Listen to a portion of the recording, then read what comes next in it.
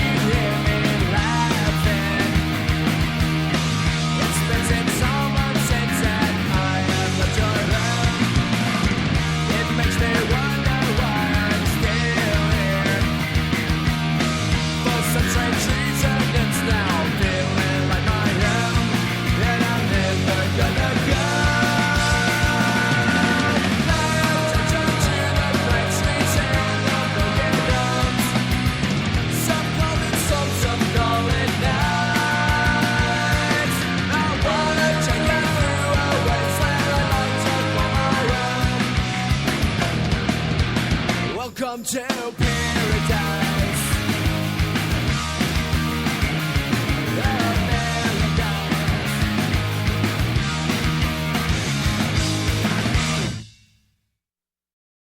Hail, hail, and welcome to the HomeBhoys live phone-in show here on a Monday night, as usual, at 7:30. Well, actually, it's 20 to 8, but I mean, it's as close as we can get it.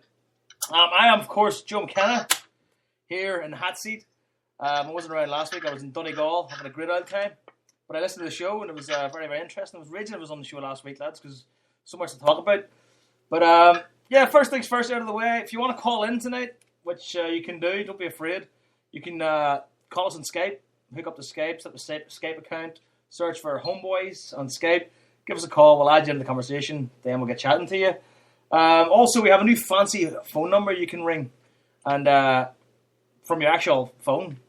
What's the sound like on that line now, Harper? It wasn't great last week, was it? What, the phone? Yeah. Well, how can I tell? You need this phone, didn't you? No, last week, no. Alistair phoned in last week. It was fine. It was fine when Alistair done it, aye, but I suppose, you know what? I think it's more probably the point. It's the person's line who calls us, if you know what I mean. Okay. Because we have it on Mets Boys now, and it works perfectly. The boys are calling from New York, like, no, it's perfect, like, no. Yeah. But Brendan's line wasn't very good, so I don't know if maybe some his phone line or whatever. But if you're out there and you want to use your house phone, your mobile phone, whatever, you can give us a call on 01413567327. That's not it. Don't you start. It's 01413567327.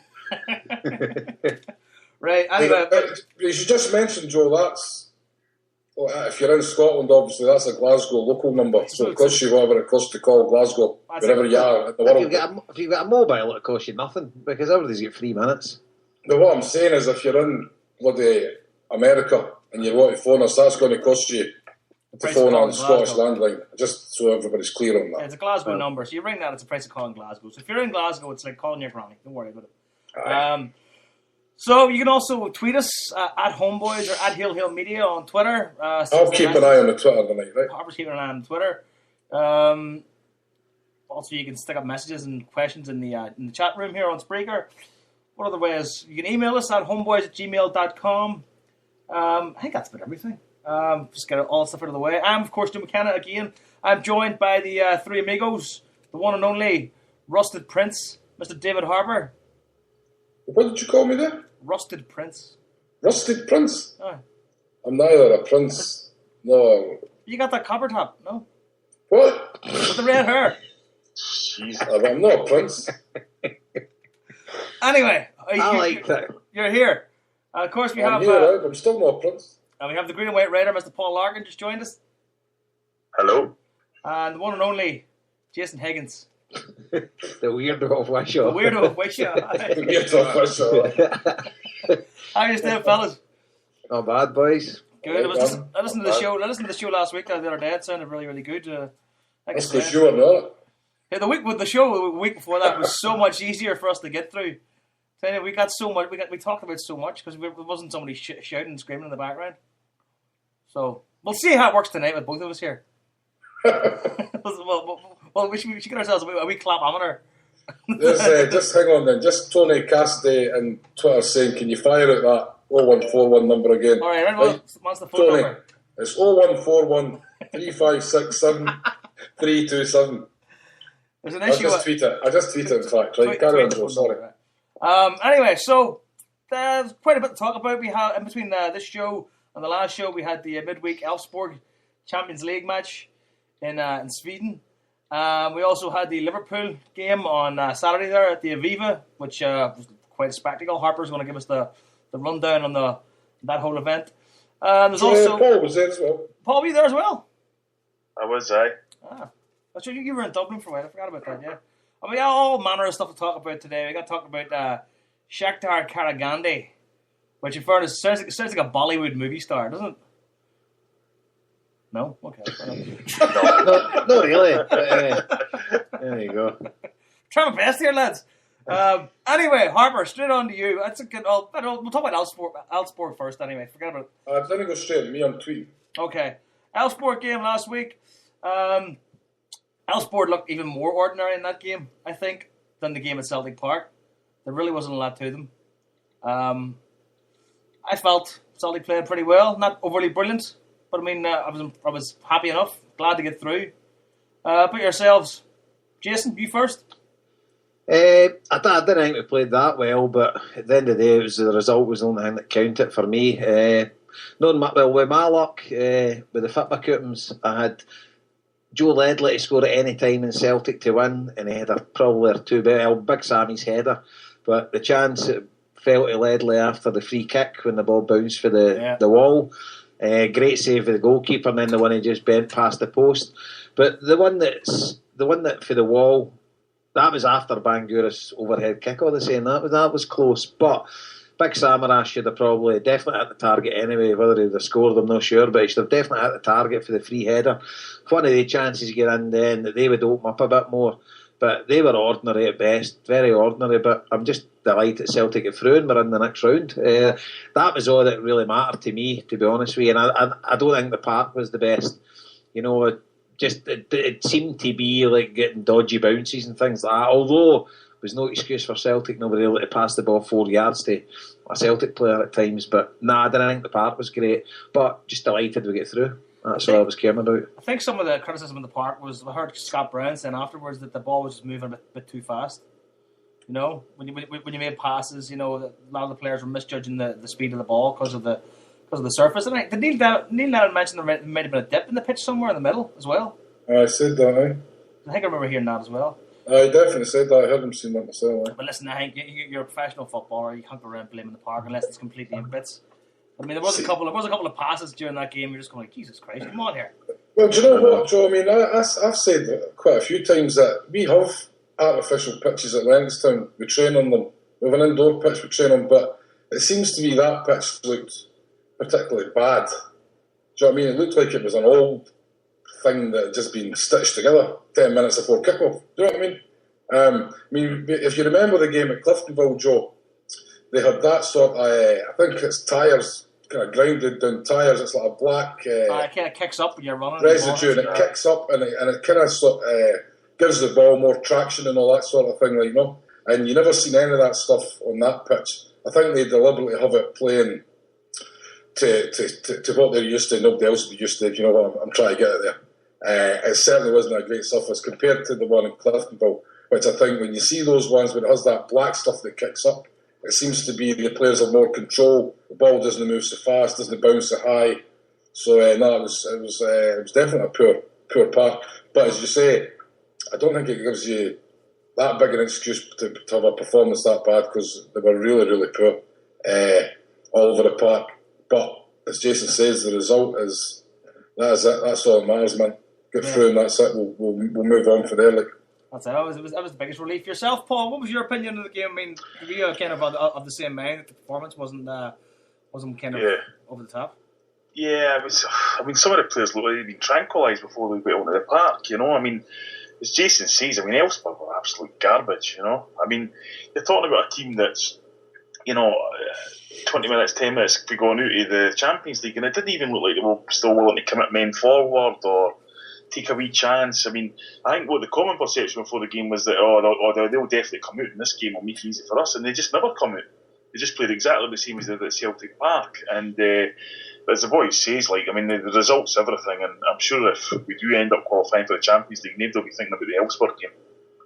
That's true, yeah. No one's going to look back on that. Speaking of plastic pitches and artificial pitches, the team we got in the draw, Shakhtar Karagandhi, apparently they have a plastic pitch as well. If we move, Aye. I think. Aye. So if they move it to the capital, I think the National Stadium seemingly are red. I don't think their actual home pitch is, but I don't know what's happening with that yet. I don't know. I don't think the stadium can really cope with our game for what they're saying, and that that's just they're talking about moving it to the same stadium that the Republic of Ireland played Kazakhstan, and when they scored the 2 late goals and stuff.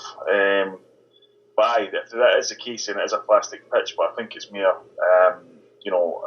Cliftonville plastic than Elfsborg plastic. Well, if it's the National Stadium, you'd like to think it would be a higher standard, like, no?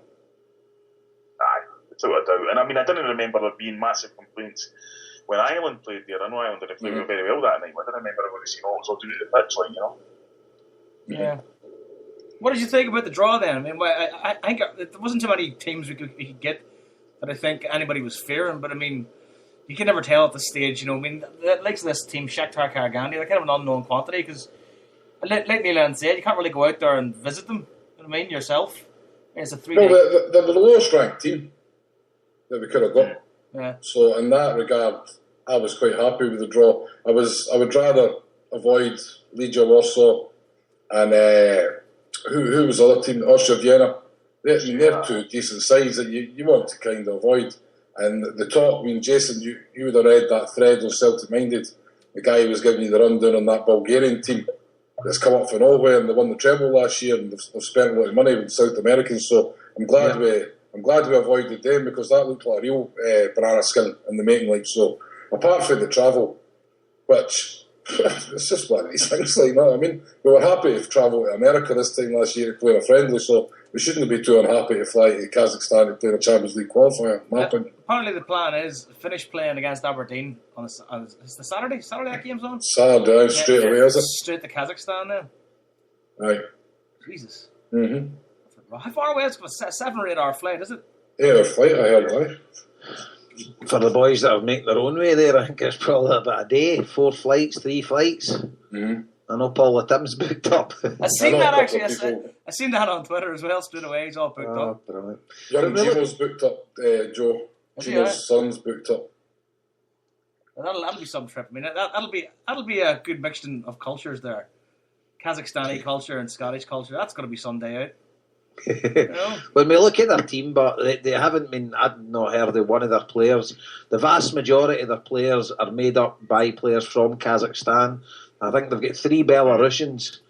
They've got 3 Belarusians, 2 from Bosnia. They've got 1 Serb. They've got an Armenian, a Ukrainian, and they've got 1 guy from Colombia, Roger Canas.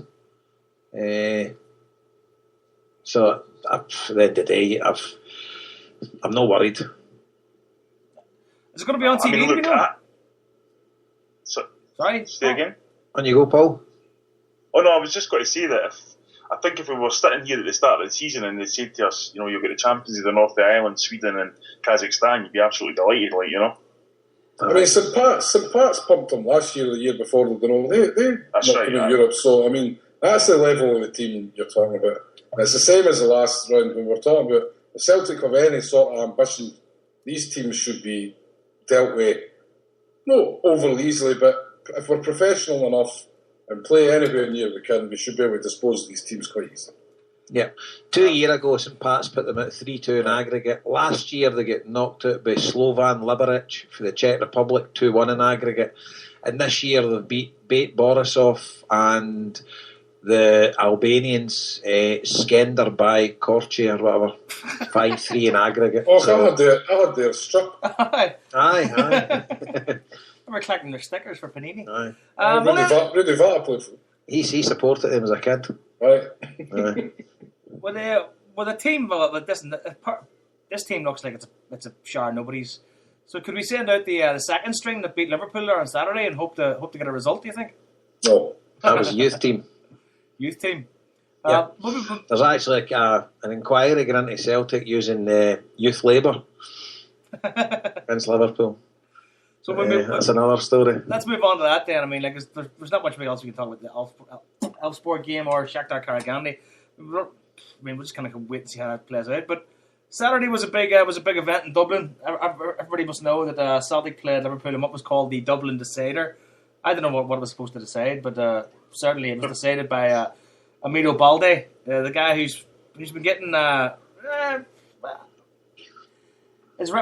he's been putting up with a lot of abuse from people, I think, since he arrived, which hasn't done very much. And I think on Saturday, not from me, I may add. No, not everybody. I mean, but certain people have been saying things about him, and you know, words going around that he's not much use. But on Saturday against Liverpool, I think he kind of showed a lot of people up. Not like I don't think he was an absolute superstar, but he took his goal well, and I thought physically he put on a real shift. I mean, he was a real problem for Torre and your man, was it Norman Wisdom they have at the back? But yourself, Harper, yourself and Paul went to it independently, not like together, hand in hand. But what was your take on? We did. We were hand in hand and cuddling and kissing and everything. That was somebody pretending to be me, mate. Sorry. So, what was your take on the day, Harper? How did you spend your day? Did you make a big excursion of it, or did you kind of go in and out? I made an excursion of it. I got the bus, just me. Well, there was 8 buses for Belfast coming down here to Dalik to meet up with the St Margaret's boys, but there was a lot of mucking about there, so me and 3 other boys just jumped on one of the service buses into Dublin, because I get the bus free anyway, like the service bus, you know. So, got the wee cargo on the bus, had 3 cans between Drogheda and Dublin. Then we're in this pub. Actually, I need to get the guy who was tweeting me there. Was in this pub, the Podrick Pierce. Joe, do you know that? It's on Pierce Street, yeah. We just got off at the IFSC, crossed the river there, and then down past the Maldron Hotel and round the corner there, right? I know where it is. So we're in there and we had a bit of a sing-song. There was a guy just sitting in the corner with a guitar. Perfect. I prefer that than to go into, the places with the bands all set up and that, like, It's more intimate. Like, if you had the guitar just sitting in the pub. Mm-hmm. So we had a good crack in there, but we're in there, but I gave them my rendition of the Broad Black Brimmer, of course, because he was looking for singers. And it was actually funny, I got a tweet the next day from a guy on Twitter saying, Pierce Egan 96, who spied my lovely singing voice in the pub. So there you go, man. You didn't do the Stokesy song, no? No. So I went from there. We got a taxi, just got a taxi over to the stadium. I met up with Paul briefly outside Slattery's. I had a big cargo, like, There was a Eurospar there, let's just say supplying everybody with plenty of drink. Everybody was just drinking in the streets, round about the stadium, like, The cops were cool. There wasn't any hassle. It was a bit like that night we were at Cliftonville, Joe, we were walking up the road there. Aye. Everybody was just kind of boisterous. But, cool mood, like, So it was a nice day. We just drank our cans in the street and there wasn't any bother, like, That was kind of it. It seemed from the television pictures that there was would say 60% Liverpool fans. I'd say I more. think you're being kind there, Joe. Am I? I'd say Celtic. I would say. Celtic had about 10,000 fans there. I'd say our allocation was 10,000, so I'd say that's about probably all we had. I mean, I know when you look at the television, the red tops, when you got a lot of red jerseys like that, it's hard to see the Celtic jerseys in it, if you know what I mean. Yeah. But there were Celtic fans obviously dotted all over the stadium as well. But I would put us at, what was attendance, 60,000 or something? 55 or 50? I'd say we had 10,000 and they had the rest, like, no. But to be honest, one Celtic fan's worth 20 of them, like. You know what I mean? Because they just sat on their hands the entire game, doing the wee oohs and ahs if the ball went in the box, like, no. I reckon, well, I wasn't there, but I would reckon out of the 10,000 Celtic fans, what would you reckon? About 4,000 came from Scotland? 4,000? Well, I tell you what, man, there was plenty for Scotland there, like, because every second Celtic fan you met had a Scottish accent, like. Yeah, I know loads that went. Aye. So, But out the Scousers are out the Liverpool support. I think you'd be lucky if 1,000 travelled there for Liverpool. that would be probably being quite generous, to be honest. Really? Aye. Because guys like yourself didn't even meet one Scouser, didn't you know? Actually, so I tell you that, I did meet one, but he was on the bus for Drogheda, going because he was with two pricks for Dundalk. No, they were pricks. They were pissing on the back of the bus and everything. That's what you get in Dundalk. That's what you get. But no, as you say, Jason, like it was. Listen, it's just that's where you are now in Ireland. It's and you can't blame people that they're bringing their kids to the game and that, and these people are growing up. Their kids are growing up Liverpool fans because their dad was Liverpool fans. And we started to lose that. Wait, right. See this? Who can you no blame? Because see. The kids I'm talking about. There's loads of kids there. They didn't know better. Plenty of kids there. But I'll tell you one thing: my kids support Celtic, and that's the end of it. It's not even up for debate. I supported Celtic. It wasn't even up for debate. You know, that's what I'm saying. That's exactly what I'm saying. Aye, but when you you blame the parents. Aye, you blame the parents. Aye. And at the end of the day, see any Irishman. I know there was a squad for the north and for the other side. They'd have been in full voice when they get back on their buses. But if you're comfortable supporting a team, you're an Irishman comfortable supporting a team that was formed by members of the Orange Lodge, then hell may. Well, I would say the majority of that crowd were expecting the Sky Sports music to come on at full time whistle. Didn't know what to do at half time without a cup of tea, like. So, man. I mean, you saw it on the television. The Celtic end was bouncing, man. Everybody was just the usual, man, in party mode, like. And you have to say that, and we were talking about this the other day, the Liverpool fans that were there, right? And I do know some real passionate Liverpool fans here, right, who go over to games quite regular and that, right? Irish born and bred, like, no. And you just feel like they missed out on an occasion. Do you know what I mean? They should have been there having a party as well, but they never. There was not a peep at them the entire game. Apart from you never walk alone at the start, and I missed that because I was still trying to get in. But you never heard a peep at them the whole game, and I was quite embarrassed for them, to be honest with you, like, no. But we had a great time, just as usual. No bother. There was be a bit drink going about the stands and all that, so we say. So I was quite happy. No. I tell you, I have to give a shout out to Sinky Boy for Twitter, because I was coming up the stairs at half time. I was going to the toilet, obviously, and he jumped out of the barrier and said, "Oh, tap off the HomeBhoys." I says, "I just recognised the picture for Twitter. Listens to the show all the time and that." So me and my mate John, you know Glasgow John, Joe. Yes. We stood with Sinky Boy. There was this big section for boys in wheelchairs and all that. So we just stood with them. I think all the stewards thought we were like carers or whatever, like, no.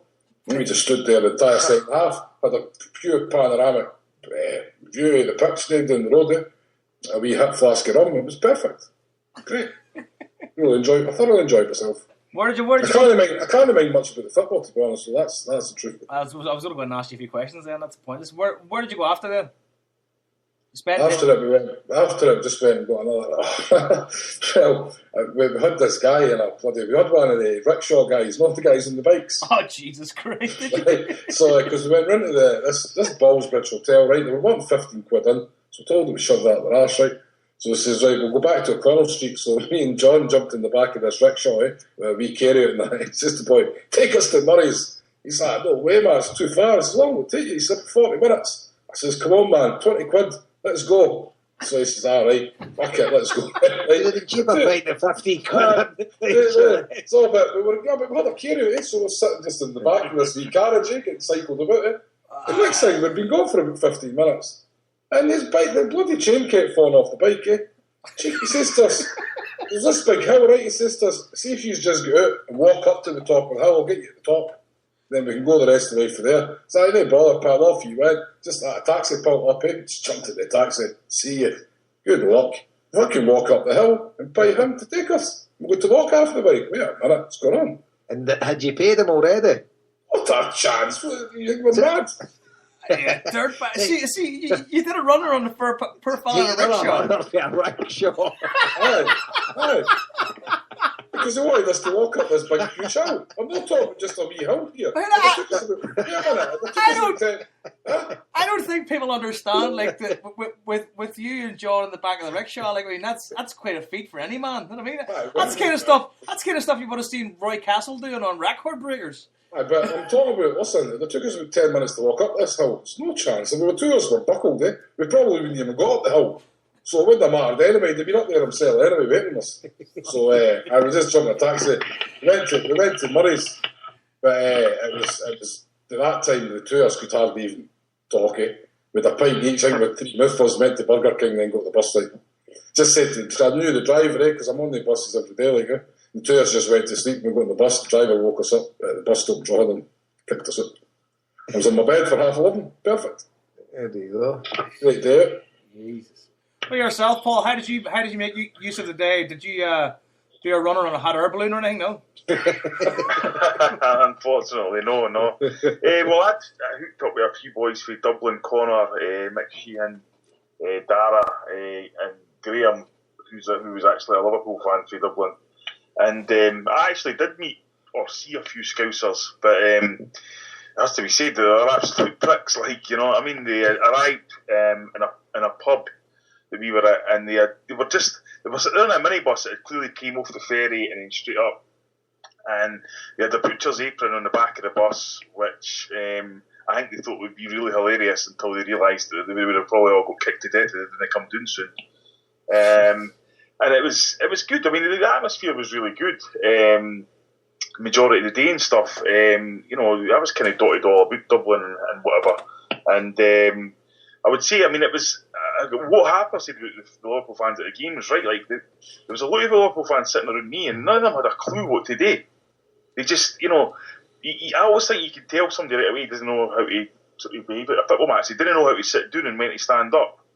And they're bouncing up and doing all the time, and everybody's like, sit down, shut up, and blah, blah, blah, and all this kind of thing. And then they also made the cardinal sin of thinking that the offside goal was a goal and jumped about for about 20 minutes after it. Even the boy at the stadium announced the goal, and of course, you know, seasoned football fans, the first thing they always do is look at the linesman, eh? So we just kind of sat and laughed at them. But it's hard to I thought it was one each. To be fair, Paul, I thought it was one each for about 10 minutes. Like. Right, so did we. We were in the pub. We were in the pub, and it would come up one each in the telly. And next thing, my mate went to the toilet. He come back, and we were sitting just in a blether. And he turns around and says, "Is that score wrong?" And we seen 1-0. And none of we all just thought it was one each. Aye. Sorry, Paul. Celtic fans, I mean, were absolutely fantastic. What a lot of guys did, I was at the kind of West Stand upper, was instead of sort of sitting in the seats, big groups of them congregated at the top of the stairs, just stood, and they were the ones that were starting all the singing. They started all the huddles and all that kind of thing, and I mean, they even started Justice for the 96, which just confused the Liverpool fans around me. They just didn't understand it, like, you know, and it's like, God, man, you know, they were typical kind of EPL tourists, like, you know. But it was fantastic for the boys over there, you know, to be an EPL side in that, because, you know, the Liverpool fans I was spoke to before the game didn't even think they would be able to, you know, They thought it would just be a walkover. And then I was kind of like, getting it back. And then I saw our team and I thought, oh, God. And kind of like sort of try to make a wee excuse now and again. But then after the game, they were absolutely shell-shocked. Not just in the fact that, they got beat, it was the manner that they got beat as well. The Vice Celtic defended pretty comfortably, had them in control, kind of restricted them nicely to shots outside the box and stuff like that. And I thoroughly enjoyed myself. It was the first time I'd ever been to the kind of new Lansdowne Road, if you like, and I was really impressed by it. I know they've had a hard time filling it, primarily because of the prices that they've been charging to get the island games and stuff. But it certainly held an atmosphere, and certainly the team played really well. Maybe with a couple of exceptions. I mean, again, Tony Watt just doesn't seem like he wants to be there. Don't know what the problem is with him, but.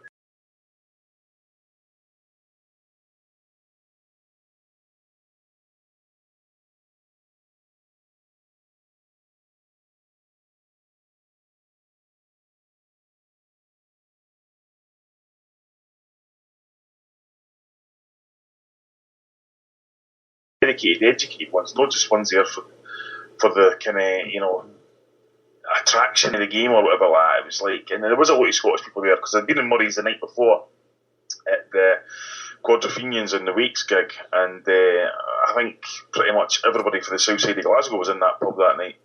So it was great, but there was loads of it was great meeting a lot of good Dublin tins and all that kind of thing, and the passion and the commitment they've got for Celtic and that. And I think that, whilst, of course, Dublin's getting saturated by the EPL and the island's getting saturated by the EPL, I can sense that people are just starting to just get a wee bit sick of it. And, of course, it's easy to say that for Liverpool fans because their team's shit and doesn't seem to be going anywhere. But the Champions League, I think, has really accelerated Celtic again in Ireland. And I think if we were to qualify again, you would see the knock-on effect. I watched the Elfsborg game in Murray's, and there was about 25 people watching it, and it was great because, I'm sure we've all had these experiences where you go to bars to watch a game abroad or whatever it might be, and you're never quite sure if it's going to be on or anybody's going to have a clue what you're talking about.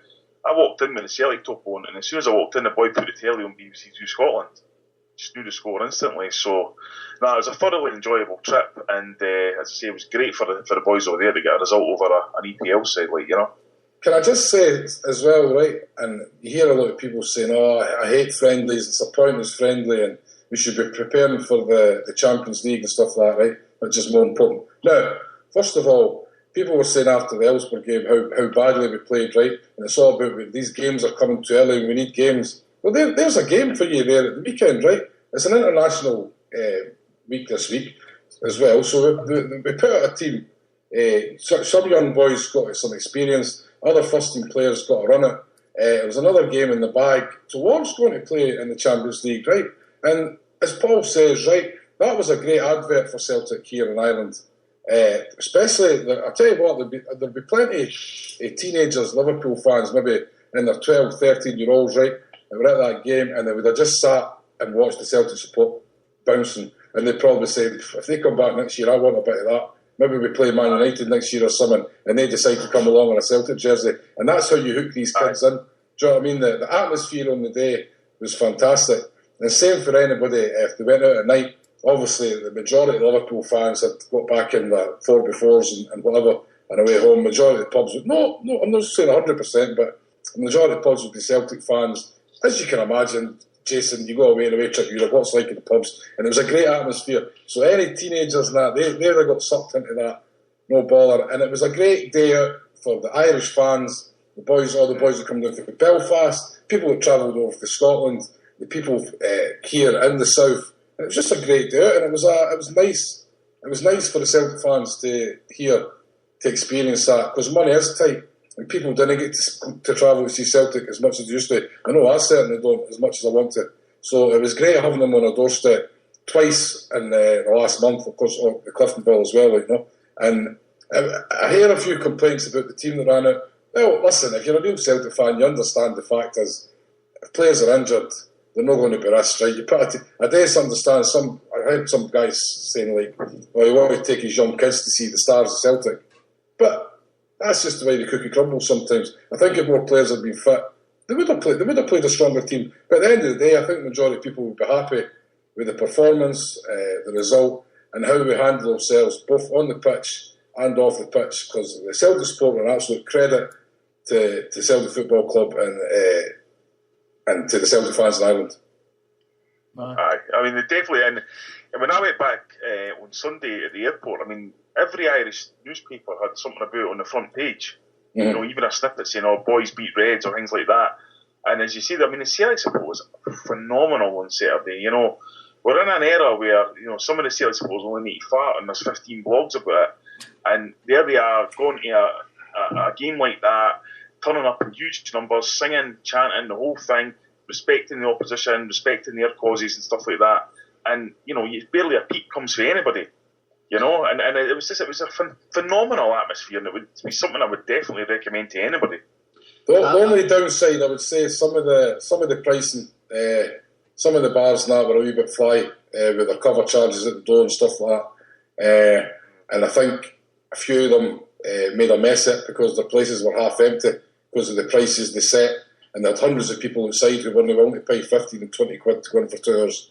Do you know what I mean? So I think they would have to look at that against some of the places. And also the Viva itself. I mean, I thought my burger was going to come with a Stone Island badge sold it. You know what I mean? Eight quid for a burger and chips is ridiculous in this day and age. So but that's all stuff that's out with our control. But you're all, remember, you're in South Dublin, you're in Dublin 4 there. I mean, that's a fairly affluent area anyway. You know what I mean?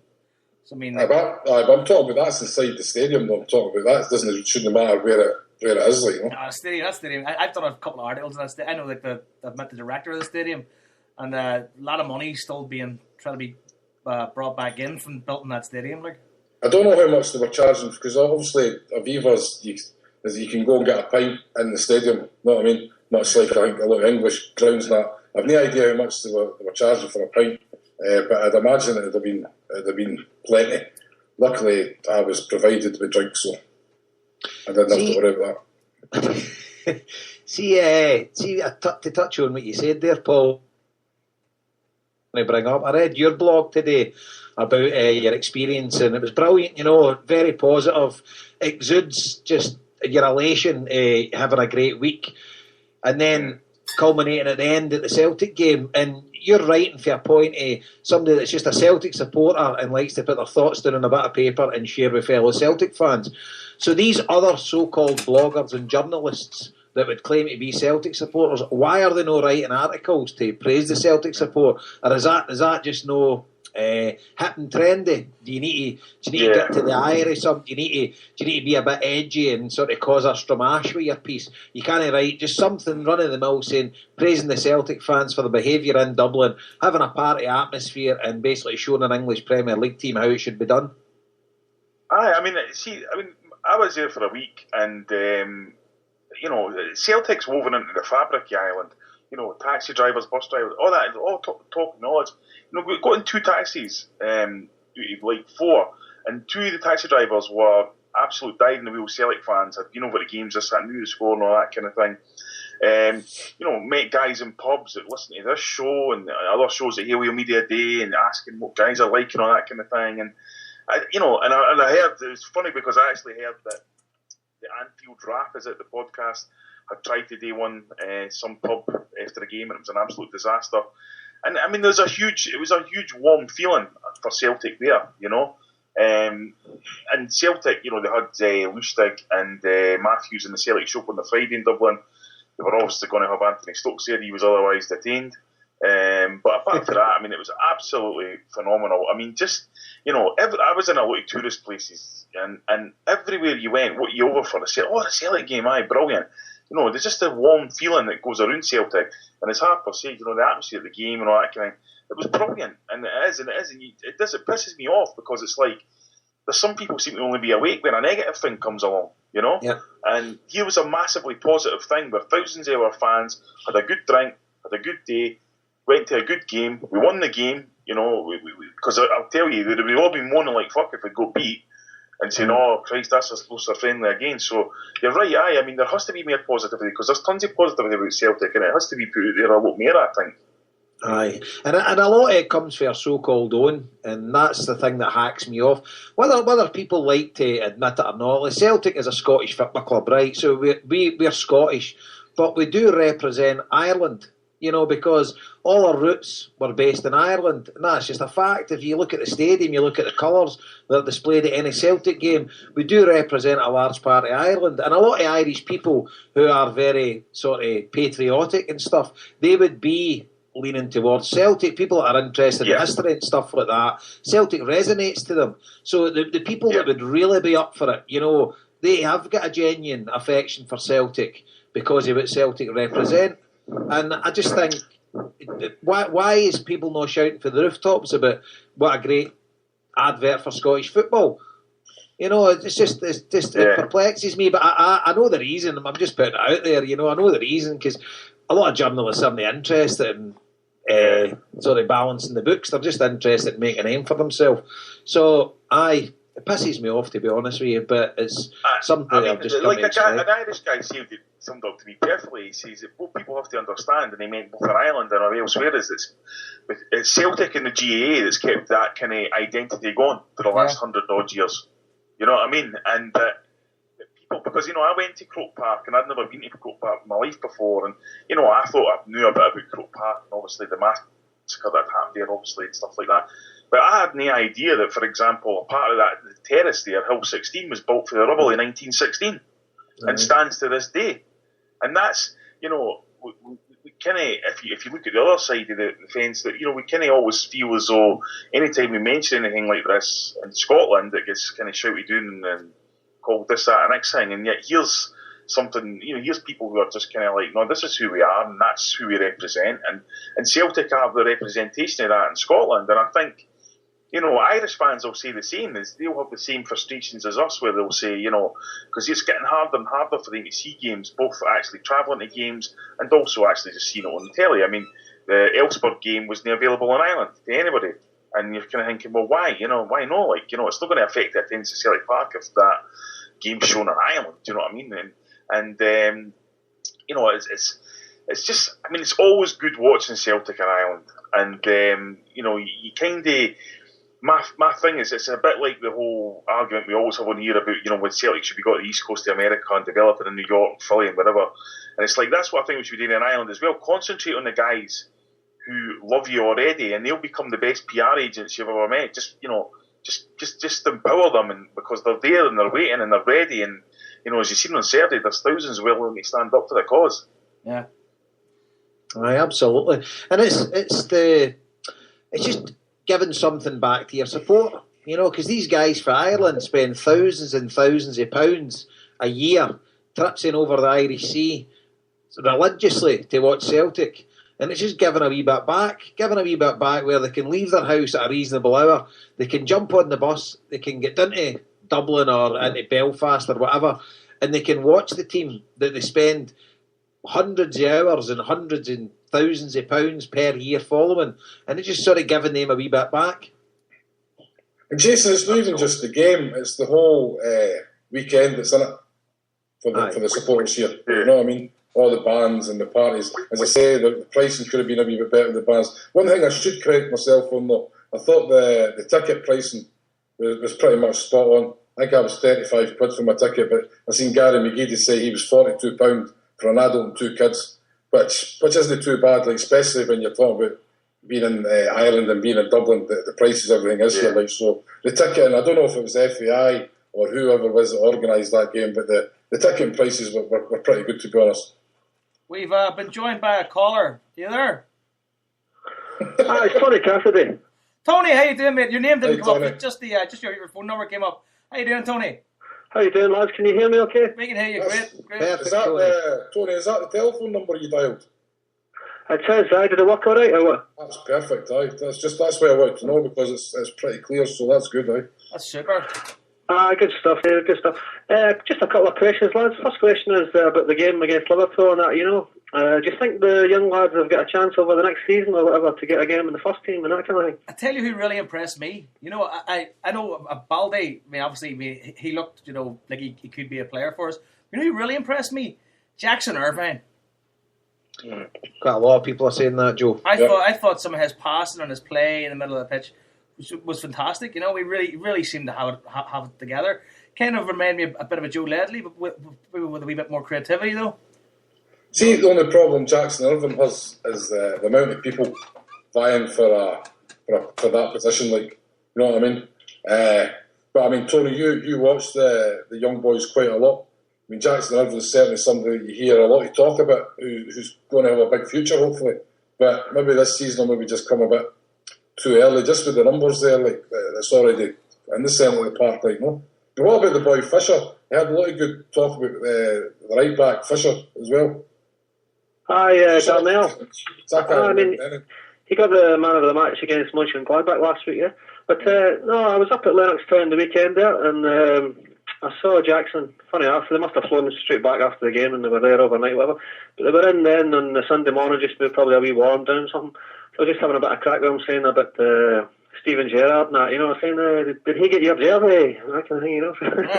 So, but no, he never got any jersey. But I don't know if he got somebody else's, but he didn't get Steven Gerrard's, and Steven Gerrard didn't get his, so whatever happened there. But no, I was just wondering if you thought any of them would be getting into the first team kind of thing, you know, this season. I know Jackson was on Celtic TV, I think it was probably today for the interview, and he was saying, as you're saying there, Jason, about sort of competition and that kind of thing with Joe Ledley and Scott Brown and all these guys kind of in there. It's going to be hard for him to get again. You know, he was supposed to be going out. Maybe Jackson was maybe going to go out on loan to Kilmarnock, but there's maybe a wee rethink because he did so well against Liverpool. But we'll see what happens. I know that Callum McGregor's away off town for a wee loan spell. You know, so What I'd be hoping, Tony, well, God willing, we get into the Champions League, and I would be hoping a lot of these sort of kids would be getting a chance in the Scottish Premier League. Obviously, you know, if we give us a chance for a bit of squad rotation and rest players, especially when we're playing midweek, weekend. So there is definitely opportunities for them there, and there's opportunities because let's face it, we've got the best squad by a mile in the league. So I don't think we're being a bit disrespectful, but we should win the league at a canter.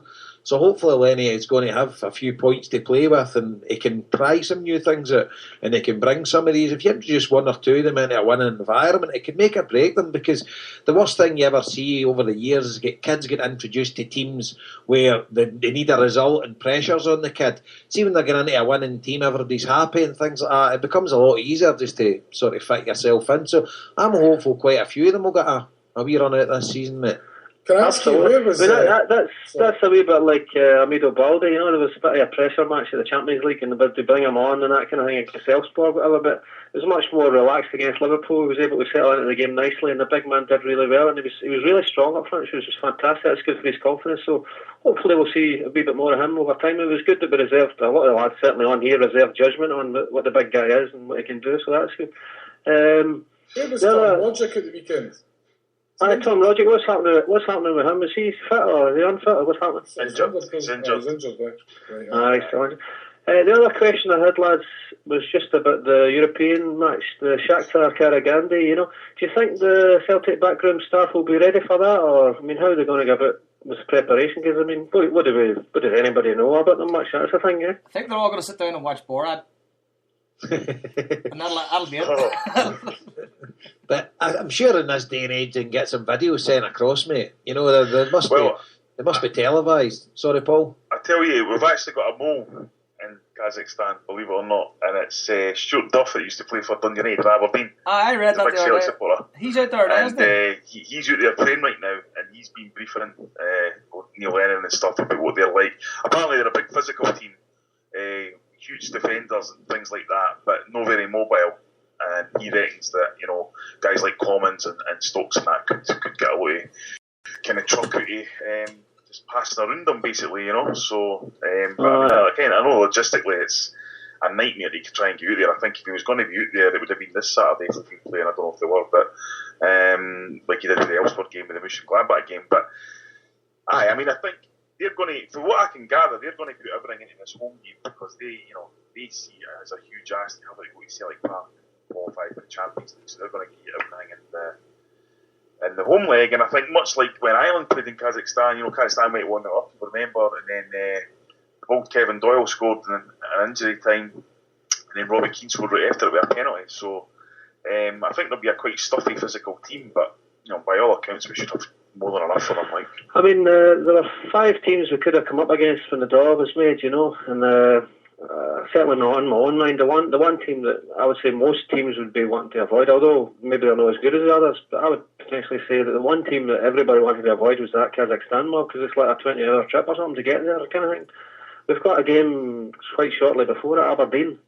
So it's going to be a bit of a turnaround. I'm delighted to see that Paul the Tim's getting along. The draw was made at 11:30 or something. Paul was booked about 12 o'clock, I'm there, lads. That was good, He sent me a message. He says I've had a wee bit of a look at the footage of them, and David was saying earlier that he didn't really take much for YouTube footage. I can see that point of view, but some of the footage that is out there has been like more or less full games of them playing and that kind of thing, so you can get a bit of an idea. They've got a very good goalkeeper. He's a bit smaller, but he's got great reflexes. He saved penalties in the last rounds of the Champions League.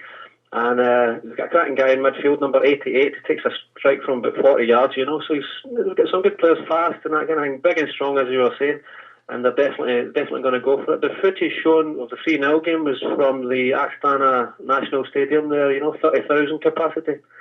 So, I mean, it's going to be a very hard game, very tough match for us. The question is, do you think that we should have signed a few players a couple of months ago, 2 months ago, rather than going for some deadline, maybe tonight or whatever it's supposed to be? But I know Tommy was on with Paul Brennan there just before your own show now, and he was asking those very same questions. So should we have signed folk earlier, or what do you think?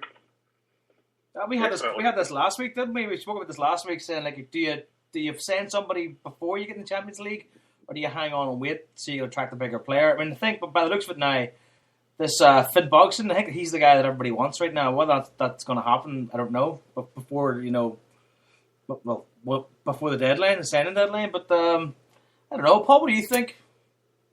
Well, first of all, I mean, we've discussed, ad nauseum the policy of the club, and it's fine to kind of have people hide behind that and say, no, we're going to buy low and sell high and that.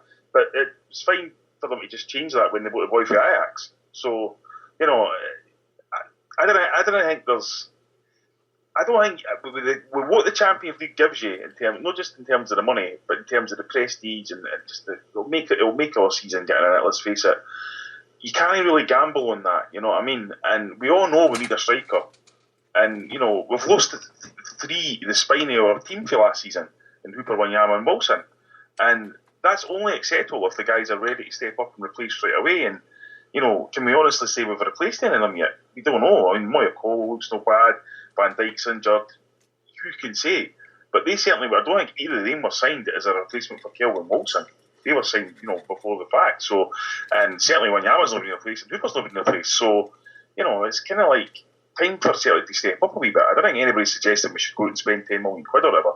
But some of the crap I've read today about Celtic not having money and all that, I mean, it's laughable, and it strikes of people trying to day certain people at Celtic's bidding, and I think it's disgraceful because it's, you're trying to tell me that we can't afford to sign players when we've just taken in £20 million in transfer fees. I mean, come on, eh? One thing I would say is, I know Finn Borgson, as you mentioned, Joe, everybody's looking at him, and I would love to see him there, and they've mentioned Kevin Doyle, but I'm not even 100% sure Celtic are looking at either of them, because I always think that Celtic, they're pretty good at keeping their cards close to their chest, and the media don't pick up who we're looking for. I just hope we get somebody in, and we get a couple of players in. I really do.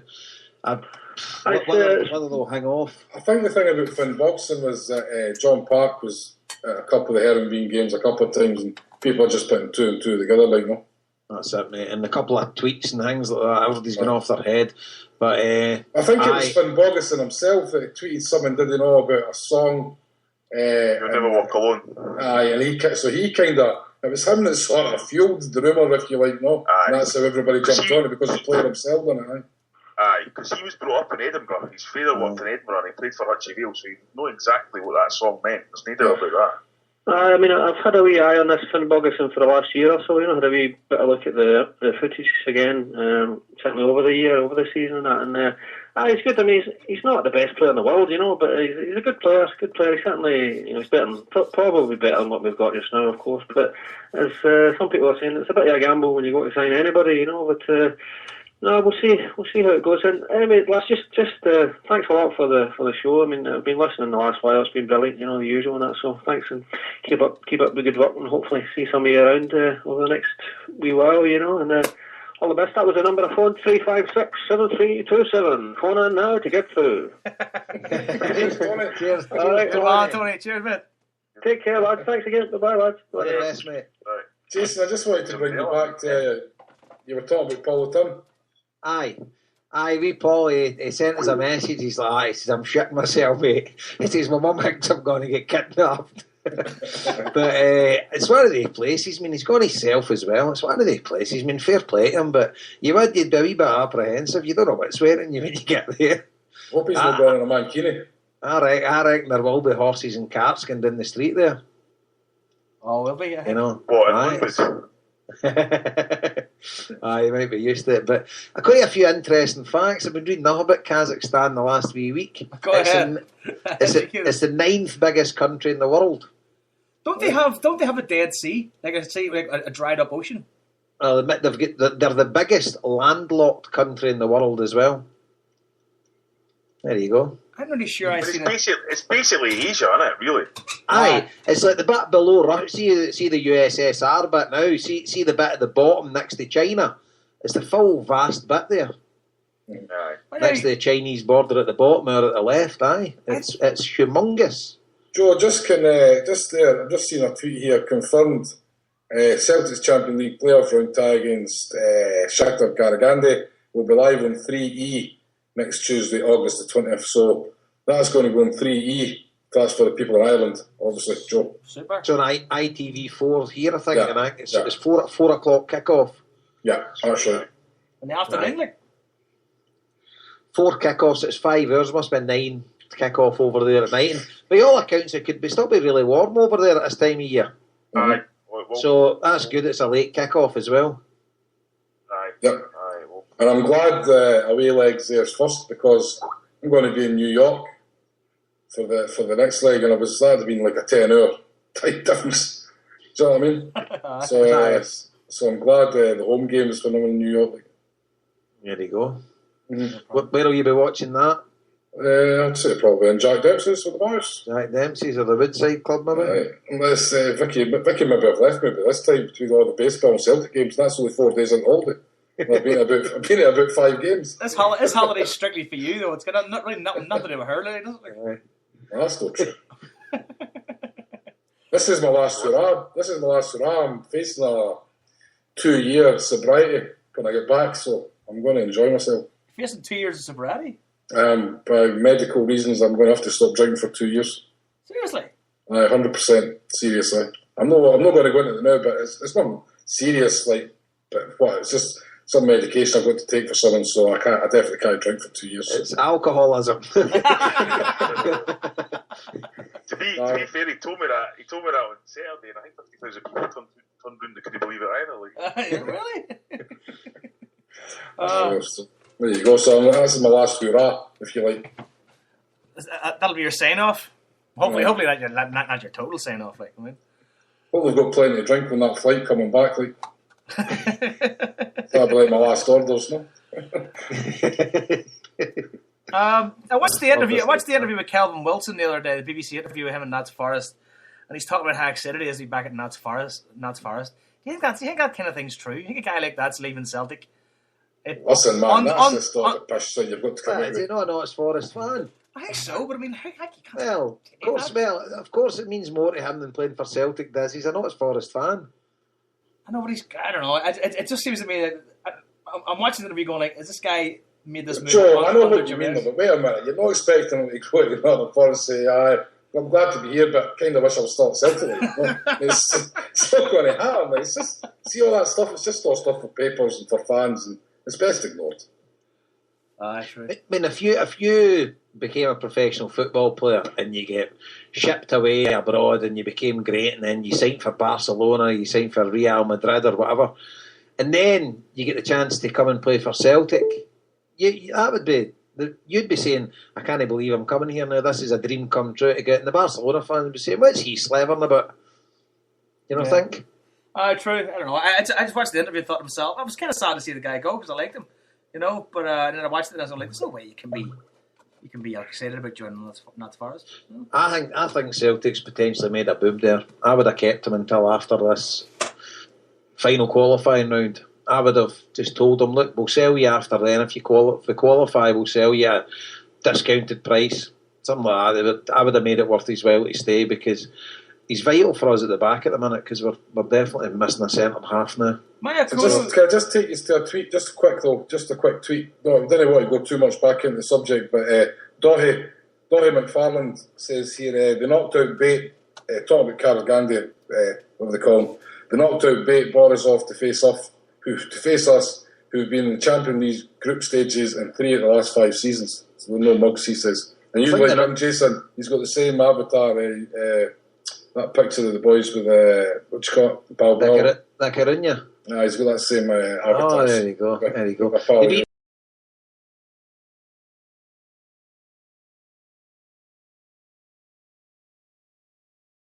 Home and 1-0 away. Yeah. So, good result.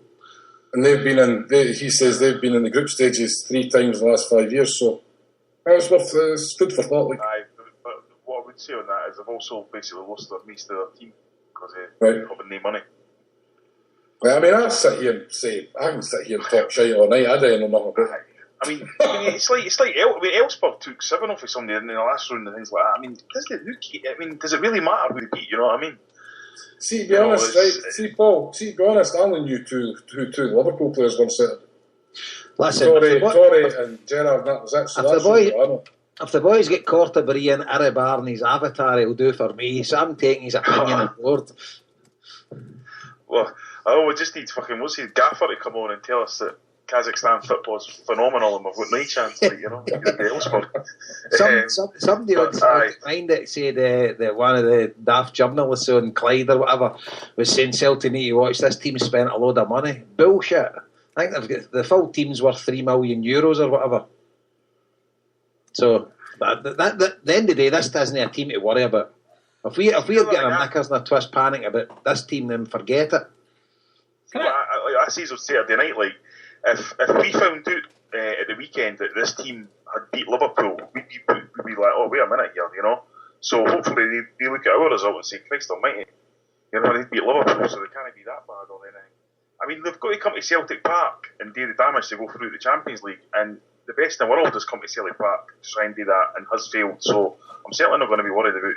You know, we'll be respectful. We expect the manager to be respectful. Have the boys well prepared and all that, but we're certainly not going to have any fear.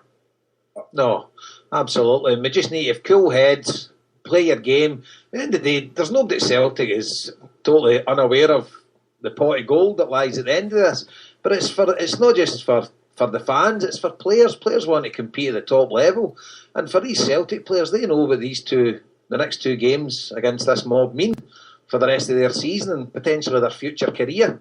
Look what happened to Wanyama in the back of this. I mean, if we weren't playing the Champions League, there's no way we'd get anywhere near 12 million or whatever we got for Wanyama going to Southampton with the strength of playing in Scottish football. It just wouldn't have happened. So these guys, especially some of our guys that came from foreign shores, every one of them is no doubt what's at stake here. So there's no way complacency can creep in. Surely not. Surely we've got to be more worried about Saturday, because by all accounts of media, I've got Aberdeen pumped up to be Bayern Munich already. Aye, 13 games they hadn't beat Motherwell, and seemingly the big 2,000 fans they had down at Fir Park. So fair play. I would like to see a strong Aberdeen coming back to like, sort of challenge up near the top of because I've got a wee sort of soft spot for them. I quite like them, you know, and just I'd like to see them up challenging, but at the end of the day, it's no. The players that we've got are disposable. They shouldn't be troubling us. The state Hearts and Hibs are in at the minute, but I mean, Aberdeen really could emerge as the second best team in Scotland this year. And you wouldn't be too disappointed to see that happen. Mr. Parkin tipped at the start of the season, didn't you, Paul? You tipped on here. I mean, I think for what I've seen, I would say Aberdeen and Inverness are looking the strongest. I mean, you mentioned Hearts, obviously, all their bother at Hibs look like the worst top flight I think I've ever seen. I mean, they're going up against a team on Sunday there where we only had 3 players over the age of 21, and they still couldn't even score a goal, like, you know. So it's certainly got time. And as you say, Jason, if Aberdeen do start winning, the supporters there, we all know that, they'll come and fill away games, and they'll get hopefully get a bigger support at Pittodrie, because I know that's kind of been an ongoing issue with, will they get a new stadium, will they know, and Pittodrie's kind of been left to rot basically. But it would be good for the game if Aberdeen, made a good challenge this year. I think the game on Saturday is heading for a sellout.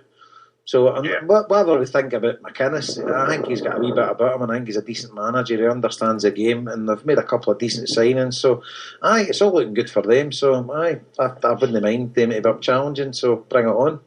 Any of you heading up to Aberdeen, are you? No, I'm not. I'm away actually again.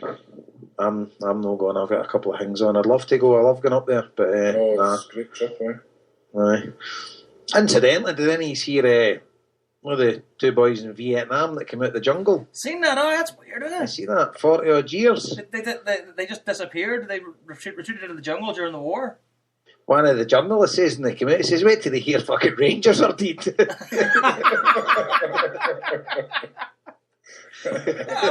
let me just interrupt you there. There's something here I'm watching.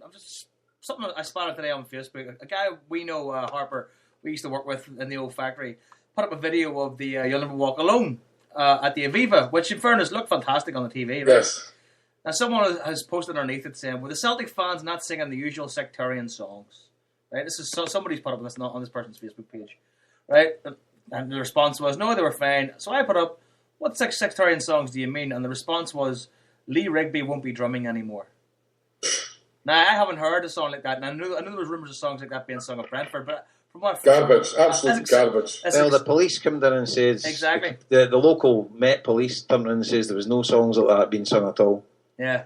So see clowns who come out with stuff like that.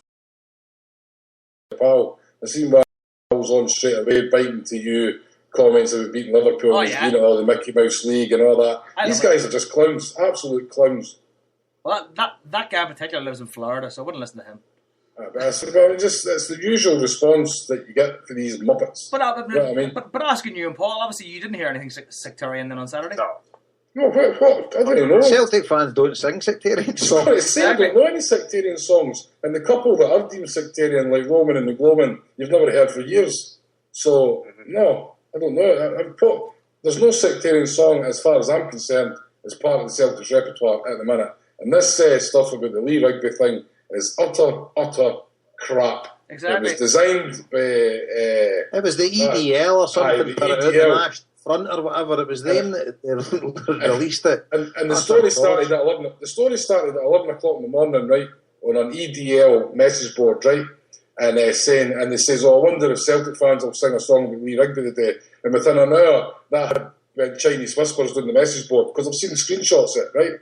Yeah. That went down Chinese whispers within an hour that the Celtic fans were singing this in Brentford streets, right. So it's utter garbage, utter bullshit.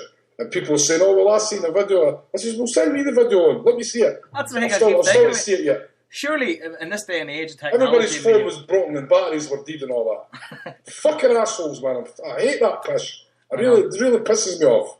So one answer to that, Joe, is see in your Facebook, just press delete, get rid of them. No, it's actually not. It's actually not. It's some guy mentioning on commenting on a video, and I just spotted it from that guy's Facebook. So I just kind of getting involved, going, "What's this here?" You know. That's what I wouldn't get the time of day. That's social media for you, isn't it? Everybody's got to say. I'm like Harper. That sort of shit just pisses me off. I could just ignore a lot of stuff now. But when I see something like that, I could bite to that, because that really fucking annoys me, man. Do you know what I mean? That's bullshit. You can get us with all that sectarian stuff and stuff with the IRA, and fucking jumping from side to side like it's got to make the stadium fall down. Aye, great. But when they come out with stuff like that, that's really trying to tarnish your name, and what that is trying to turn ordinary people against you. Do you know what I mean? That's not for other football fans. That's for just the ordinary Joe on the street, or for some woman, so she'll look at you next time in a Celtic talk and go, "That's one of those." Do you know what I mean? No, at the same time, that stuff doesn't overly bother me what everybody thinks of me. But that's what that's designed to do. All it is designed to do is to tarnish the name of Celtic fans. And when we're talking about how Celtic fans are exemplary, wherever we go in the world, the only time we get this shit is when we play these stupid teams in England, right? and we play these games in England. And do you know what? We should just no bother going and playing these teams anymore, right? Just go to Europe, enjoy ourselves, and get praised wherever we go. Play in Ireland, and these teams in England. If this is what we've got to deal with, because it wasn't just it was English press that as well tried to run with this story, right? So if that's the crap we're going to get for down there, we don't need it. They need us. These wee clubs need us, and I know it's not the club's fault. But at the end of the day, why should we go and keep listening to that shit to go and play these teams? We don't need it. Well, I think everything I read was nothing but praise for the police down there and the Brentford Football Club. So I don't have any issue with that. If anybody buys their red tops and believes what they read, then they deserve what they get, as far as I'm concerned. But at the end of the day, a rumour started by fascists in the EDL. Who gives any of that any credence? Some of our own fans, Jason. But some of our own fans are imbeciles. We know that because some of the stuff they read and some of the stuff they write. I mean, at the end of the day, we've got plenty of supporters that believe what they read in the Daily Record and that other rag. We've got plenty of supporters out there that watch the news and believe... They watch Sky Sports News and believe everything they see in it. They know for a fact the media doesn't pick up Celtic transfer targets, but they're constantly on all these forums saying this is a disgrace, we've no signed this, we've just pay the money. Celtic might not even been for this player. But because some of these gutter journalists have actually put it out there, they've just made stories up, these people are believing it. This is the problem that I'm having here with this thing right now on this Facebook is that, like, obviously some guy, clearly a Liverpool fan or something, has heard this rumour and he's taken it as fact, and now he's saying to me, oh, what about this Lee Rigby song? I mean, which doesn't exist as far as I know, right? It hasn't been sung. But then again, is it not our duty, I suppose, like us on this network and this sort of media outlet to sort of nip that in the bud and anywhere we see it, that sort of thing, and say, well, why even give it here? Because it's just it's a joke. No, but I mean, just kind of straightening people out like this here now. That's fine. So the Liverpool fan, you straighten him out and say, you've got more pressing issues. You're now a fan of the worst team in the northwest of England in the top flight. That's true. So he's got the Liverpool fans should have more to worry them than daft songs Celtic fans are supposedly sung with a rumour started by EDL members. And they should worry about their own Mickey Mouse League. It can only be won by 2 or 3 teams. So just shut his mouth. I mean, I heard the song on Saturday, and it's probably the worst song I've ever heard at a football match in at least about 20 years. And it never came for the Celtic fans; it came for the Liverpool fans. And it was about a serial killer doctor, and that's all I'll say about it. And I could see people's faces and it was Scousers singing it, but I'm certainly not going to come on and tar the whole Liverpool support because some pissed up bams are singing daft songs about killing Manx and whatever. It's just, it feels like, as Harper says, there's an agenda against the Celtic sport. They just can't handle the fact that we're thriving, we're vibrant, we can go in.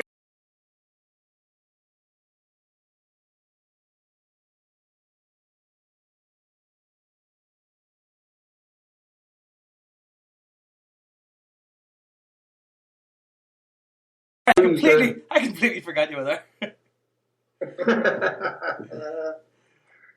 How's things with you? You good? Anyway, good. It's a good show. Just a wee bit nervous with phoning in, but got a lot of things in my mind. I was going to phone last week, and I was speaking to Harper, but I was that much fucking raging. I'm in the section. You're in section 111. That's me. I'm not a member of Green Brigade, but I'm in the section 111. And the thing that was pissing me off last week was the amount of Celtic fans and people coming on and wetting their knickers over lateral movement, where we do a couple of steps to the right, couple of steps to the left, couple of times, for a couple of minutes it's done, seconds it's done, and people think the stadium's going to be shut down over that. And I just think people believe that are as gullible as the Huns waiting on another boss coming along to save them. It's just amazing that people are falling for this. I'm looking at the letter for Celtic here, and they've got the 5 demands, believe it or not. Overcrowding, and motion, body surfing, things that I think the Green Brigade covered in their statement. Now, if you look at the Celtic fans in Aberdeen, and they'll go to Tannadice and Inverness, pushed out the blocks, going into squeezing in with each other, jumping about, falling about, nothing said about it. You had 200,000 people at Hampden for 4 concerts, like Robbie Williams, Bon Jovi and Springsteen. Pished out their brains, a lot of them. Not a thing said. because I honestly think this is all to do, this new law to break the Green Brigade and Section 111 and the Celtic supports, and it's been done like a lead balloon. They've spent millions on it, and all the cases have been thrown into court. And I think Lawwell's probably thought, I'll get 111 on their knees, and we'll have them sitting there, singing Do a Dear, Female Dear, and all this pish. And it's not worked. And I think he's seen his moment and went for it. And I honestly think it's finished now. I don't know about the Green Brigade, but I think the section's finished. I can't see any of the sides giving up in 111 on lateral movement. And I just think it's gone. I will never, ever, if this comes out, whenever they're meeting them, each other, I will never set foot back in Celtic Park again for a football game. I will go to away games and still support my team, but I'll never ever sit there and in my horns. I'll never do it again. Wow. So at the end of the day, James, we totally support the Green Brigade and their stance on this, but at the end of the day, we don't know what's going on behind closed doors. I know there's been a lot of things said about Peter Law and whatever, so I just love him to come out and tell us what his feelings are, but you've got my full sympathy there. But I still, maybe foolishly, I still believe they'll come to an agreement and something will be sorted and Section 111 will return. I sincerely hope so, because it brings such great things to Celtic Park. But I feel your pain, mate. Aye, well, I mean, the thing is, when you had the Celtic fans turning against the section, especially Green Brigade last week, I was laughing that some of them were saying, oh, we've supported Celtic before the Green Brigade. It's if everybody in 111s all of a sudden just became Celtic supporters. I've supported Celtic over 40 years. My mate's, he's 65, he supported them since what he gave him 60 years. Mother made over 40 years, so it's only nearly 150 years between us. And it's just laughable that people are falling for this shit. Because, Well, you're right, mate. I was out with a good friend of mine and his son, and both of them are in Section 111. They get the letter in and they never miss games. And I don't distinguish the Green Brigade any different from any Celtic supporters. They're all just Celtic supporters, that's it. So, and I love what the section brings to Celtic Park, so I sincerely hope we find a compromise. I know there's a load of old sweetie wives getting on their high horse now, and this is their chance to get their wee dig at the Green Brigade, and there's all these bloggers writing stuff and things like that. Let them carry on. I'm not interested in anything they've got to say. I just hope the guys in Section 111 get a good resolution with Peter Law, and Peter Law starts backing his own support rather than coming out and demonising it. Well, I'm hoping that. I mean, everybody's hoping that, I take to see the ground without it. I mean, Celtic will probably go for their own singing section if this falls, and I take to see what that'd be like, That'll be a disaster. Of course, I mean, I was down at Morecambe Torquay game on Saturday with my dad, because I quite like Torquay, and you get into the ground, you can buy a beer. I don't drink, right? So I ask for some water. The woman hands me off a bottle of water. I'm standing there with this bottle of water thinking, somebody's going to get me now. And our stewards, a couple of stewards standing about, walked by them, walked out to the side of the pitch where the terrace is right on, the seating bit. And the head steward standing. And I said to him, this is weird. And he was like, why? And I'm saying to him, well, not, if I had done this at Celtic Park, best of the Batman, I'd be handcuffed and jailed and banned, for walking in with us. And he just laughed.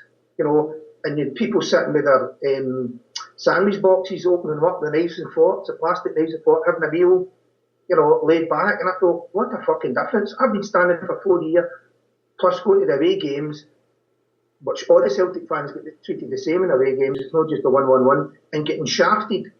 You get down here, travel all that way down there, and look at the difference. I'm like, fuck, I'm in the wrong place at times, I think. Aye. Oh no, I've watched Everton or England, and you can go and get a pint. I mean, they sell drink at the away games. Everything is done at half time. You get 1 pint, or if you're quick, you can have 2. Back to your seat, watch the end of the game. Treated like a human being. Well, as I said Saturday in Dublin, I mean, there was a game, a late kick-off, 5 o'clock. Everybody out drinking all day, and you could get drink in the stadium. You know what I mean? You can buy a pint in the stadium. I've never heard one single report of any arrests or any bother to people having had too much to drink. And when you think about it, and Jason, you've mentioned this before, we're still living living their lives because of something that happened in 1981. Do you know what I mean? It's time to bring things up to date a wee bit, like, no. I think the Kerrydale bar is a step in the right direction. I think we can see this turning around the next couple of years, to be honest. Aye, but what I would like to add as well, James, me and my kids sit in 402 in the North Upper. I've got a totally different experience. You know, we don't have any hassle whatsoever. People are dead nice and courteous, and you just get to your seat, you watch the game, and you leave. There's no hassle at all where I sit. And I take it that's nearly every other bit of the ground apart from section 111.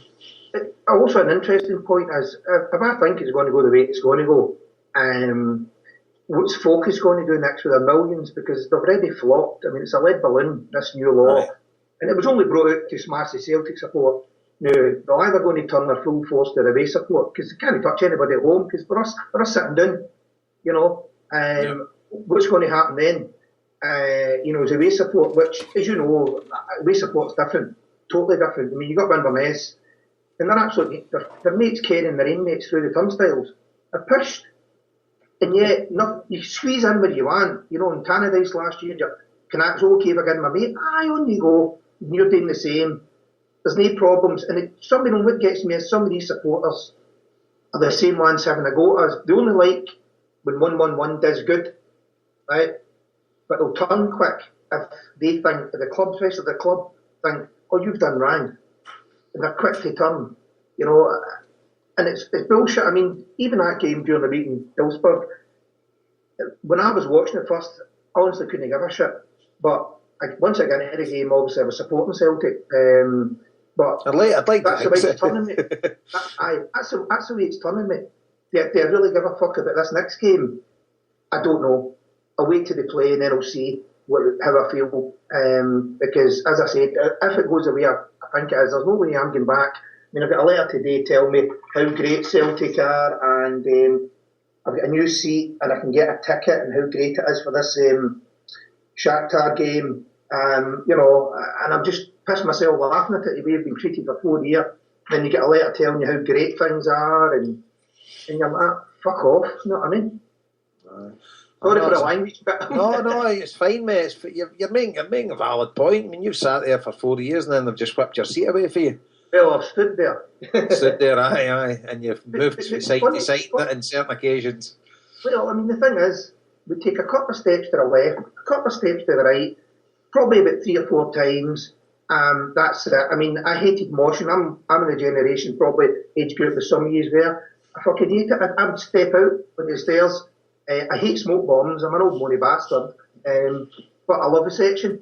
I love it, and I love what they do, because last year you want a hand at putting up the displays. I helped to put up the display at Barcelona, which is phenomenal, because you feel you are taking part in this. The cup final there. I didn't do the Huns one, but I held up one of the 2 sticks, which was fucking amazing. The 4 Horsemen. Yeah. But all of a sudden, you're treated like shit. And I think Celtic's made a lot of money, and I think they can take the hit. But if they get a Europe, what's going to happen? I'll tell you something, right? It's going to be real interesting what happens here, and not just for Celtic fans. I think for a lot of fans in Europe, because you see the amount of banners that have been up round about different teams. Obviously, St. Pauli, and then I seen one the day Hammarby, and there's different clubs. I think Ellsberg fans even had a thing up, Solidarity, the Green Brigade, and all that. Section 111, and you wonder how many clubs. You hear it all the time. Fans against modern football and all this kind of stuff, and you wonder how many clubs are actually looking at Celtic and saying, "Well, if Celtic can sanitise their support, they've maybe got to move the same." And it really is a sad indictment on modern football to go back to that phrase. And I mean, I don't know, man. I mean, as you say, you can go to away games, you can enjoy yourself, you can go to that game. I keep saying that we had a party in the Aviva on Saturday. Nobody was hurt. There was no trouble. There was no talk the next day. They shut them down the Aviva, the FAI getting fined because Celtic fans will jump about and enjoy themselves. And you just wonder where this is actually gone. And I think, as you touched on at the start, a lot of it is to do with the criminalisation of Celtic fans and the bill that was brought in, and people taking an opportunity on that. It's political. I mean, the thing is, Is this a throwback from the John Reid days? You know, when a lot of pressure was put on with the Celtic fans, the John Reid, and Celtic didn't get their way by keeping the poppies in the Stratman. You know, the Hunts had, you know, and they probably had dancing monkeys and juggling elephants. You know, you know, that's the thing gets me, and the support that they're going to have if they do get their own section, it's going to be like the Tartan Army. It's going to be cringeable. You know, I mean, the Huns are all jumping about mad, crowd surfing, nothing said. You know how great it is. Smoke bombs every week. As I said, I hate them. Smoke bombs every week, every game of the day. Smoke bombs away from home. Not a word is said. You know, then it turns on us. So it has to look at it and say to yourself, it's political. You're left wing, they're anti-racist, anti-sectarian, and they don't like it. That's a fair point. Well, I think at the minute, the Green Brigade, by all accounts, are in talks with Celtic, so hopefully a resolution can be found and you can get back to your seat, mate. Well, I'm in the same. I can see what you're saying, but I've just no hope. I can't see Celtic coming out of these 5 demands again. And the Green Brigade have sliced them all, every one. So the only one they've got, to me, is lateral movement.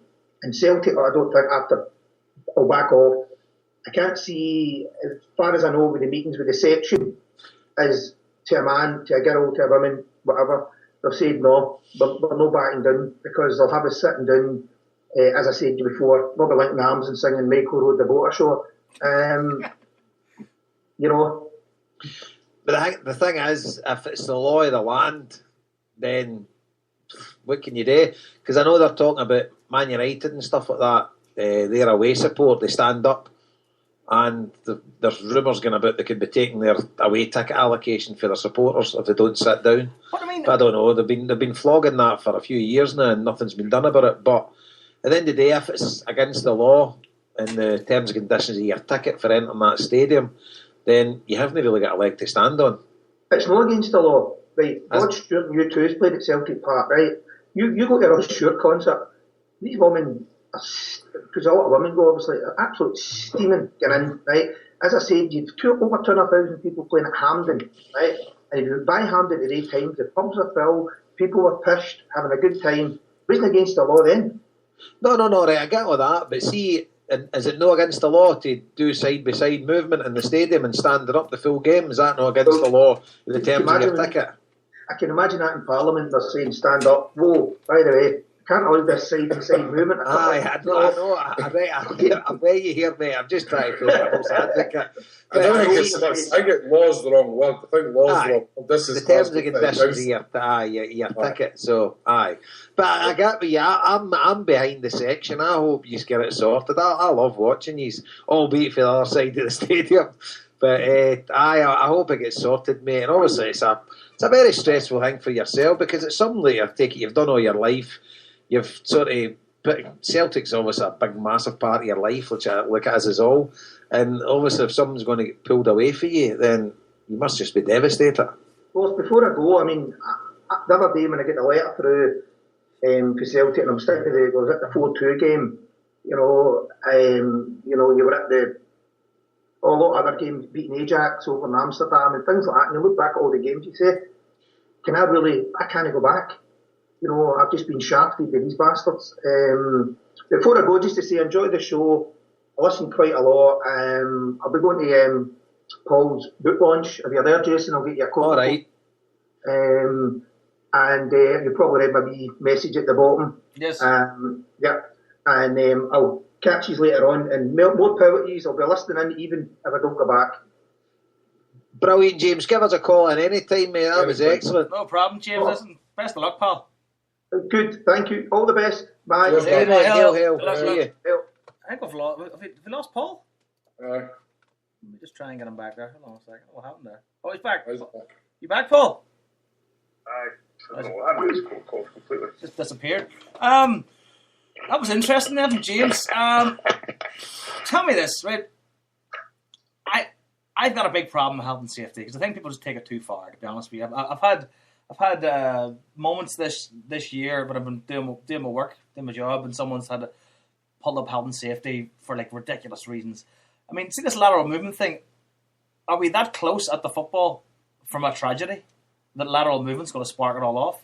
We all going to fall down like dominoes. But we all know that, Joe. We all know it's kind of ridiculous. That's what drives me nuts. I mean, like before all this health and safety madness came in, there was just common sense. You know what I mean?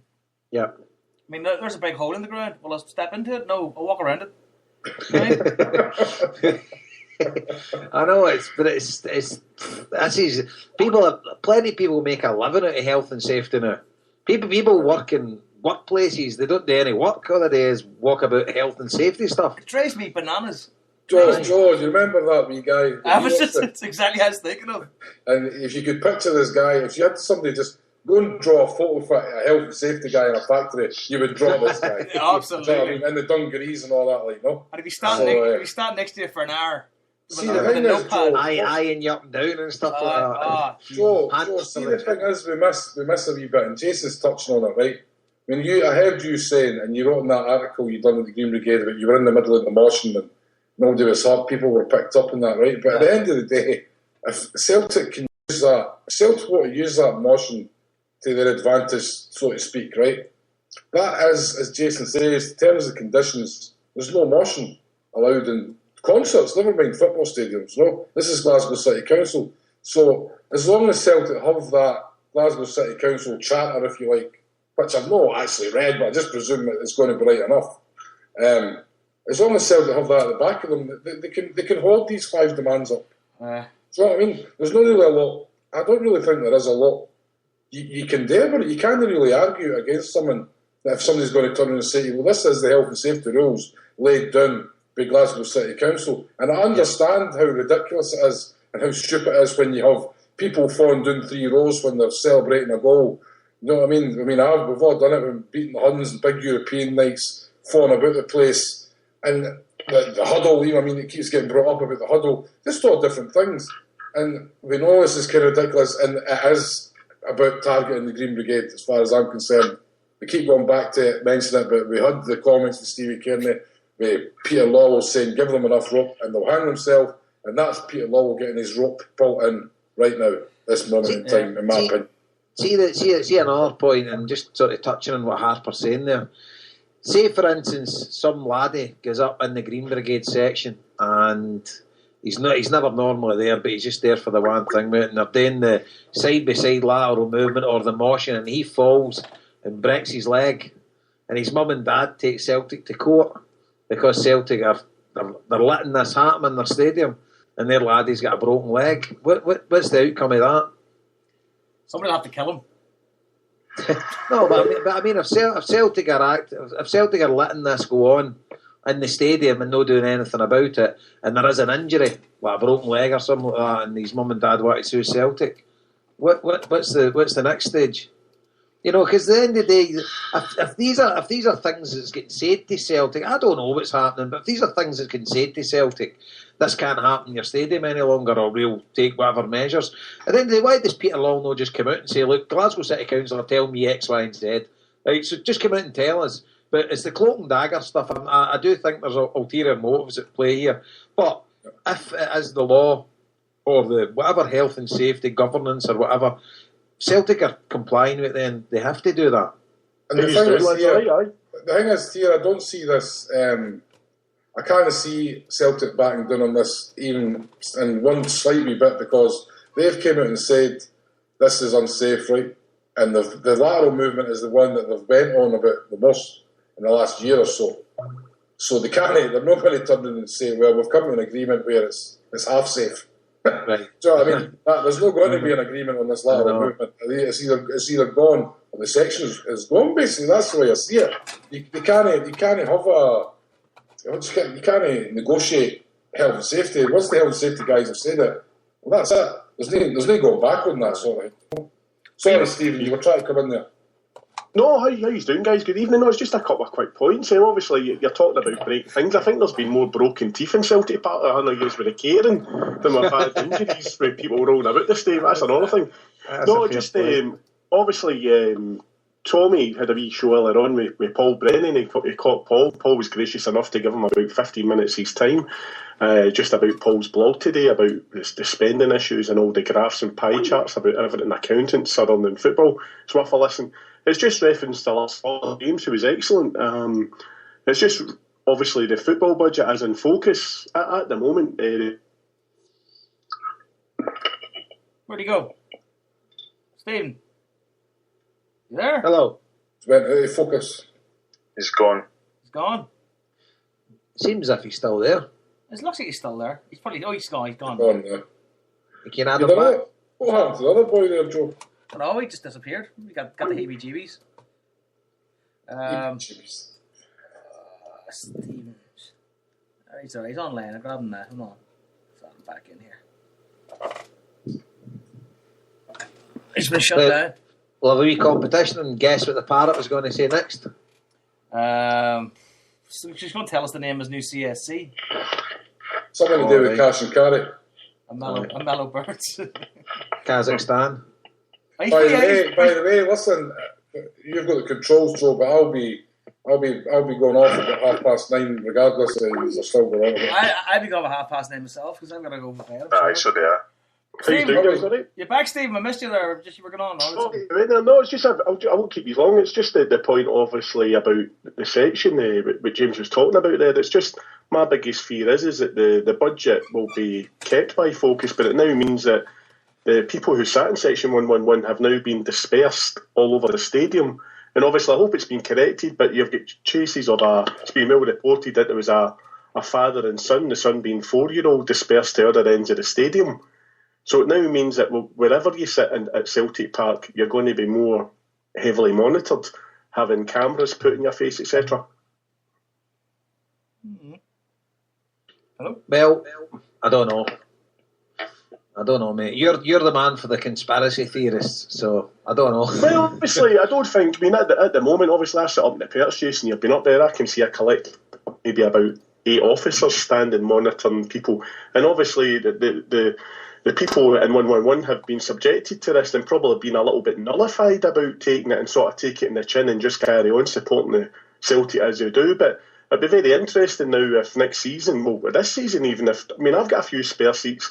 I'm more than welcome to have a couple of boys and lassies who down the stair sitting beside me, but I won't be keen on football intelligence units and large cameras on me for 90 minutes. That's what I don't pay my money for. So yeah, I'll be making sure I email John Paul over it. I think it's very poor in the fact that the lack of support for supporters who have been dispersed and told, well, you can have this seat or you're not going anywhere, is absolutely disgusting. I mean, I'm in the position where I've had the fans to the left of me grieved about. We're given a week's notice to say, yeah, you're moving out because financial cuts, which is understandable. But the people down the stair, it's just quite poor.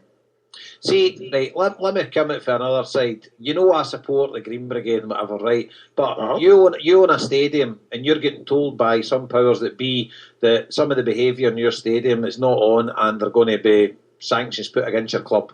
I don't know if this is happening, but you've got to deal with it. So Celtic have then went and dealt with it in the way they think's correct. I don't think it's correct, but that's the way they've done with it. Why can the people that's doing the things that they shouldn't be doing, why can they not just stop doing it? Well, it's a very valid point. No, that's not a problem that's been well spoken about by more qualified people. But none of guys, see all the guys like yourself that's very vociferous and are backing the Green Brigade and you're anti-PLC and all this kind of stuff. None of you actually come out and say that. That why do the Green Brigade not just stop what they're doing? Nobody actually comes out to say... I think you'll find that it's not just the Green Brigade that sit there, obviously, so I'm not being picky or anything, but it's everybody in 111. I back everybody that sits anywhere in the stadium. We've all got rights. My point being is the fact that maybe now if focus units are going to be mobile, like flying columns going around the stadium photographing people might get a bit pissed off and might go and start seeing Partick Thistle where they're not going to get photographed. But is that going to happen? I don't know. It might happen because the focus. I don't know what this focus unit's even all about. You know what I mean? There isn't even football hooligans in Select Park now. You know, it's just I don't know. They're trying to compare the Green Brigade with football hooligans. It doesn't happen anymore. Well, I think the nullification of our travelling support to be with the drinking things, which is of course illegal and it's Scottish law and with trains and they shouldn't be allowed to do it. And I know it does go on, but we're just seeing my support being chipped away and being chipped away and being chipped away. And my nightmare will be is the fact that, as Paul correctly said earlier on, you're going to have a stadium of customers. And it's not going to be supporters anymore because the support's going to be driven out of the ground. No, but you're trying to equate Celtic telling you to stop breaking the law in their stadium with them trying to drive away supporters. That's not true. No. I mean, obviously, it's a little bit of give and take, Jason. There was active dialogue going on at the time. And then, unfortunately, the people that sit in the section, not just Green Brigade, I mean, there's families, big kids there, have been given a letter. Well, they've been given a letter. I've seen a letter, like James, it was on there, saying, well, this is it, you're going to be sitting here in this seat at the other end of the grounds, and they've all been broken up, which was the same ethos of people who sat in mass stand for 18 years and were given a week's notice. So the whole thing of loving Celtic and being Celtic, I think, has been driven to the line of insanity by the people who are employed by us to run the club. No. Yeah, see the bit about the folk moving in the top tier. Celtic have made a business decision to shut that section of the stadium, so it's unfortunate for the folk that sit there. Celtic aren't picking on the people. They didn't do anything wrong, but for cost measures or whatever, they've decided to close that part of the stadium. So unfortunately, the people that sit there have to move. You don't have to take a season ticket somewhere else, but they're saying you will give you a seat. So you can't get onto the PLC for doing that. They've took a business decision to shut a section of the stadium. It's not against any support. That's just a business decision to try and maximise their profits. So that's fine. The stuff with the Green Brigade, I totally sympathise with them in there. But if you're breaking the law of the land, Celtic are telling you, stop breaking the law of the land or we'll chip you out. And they've not stopped it.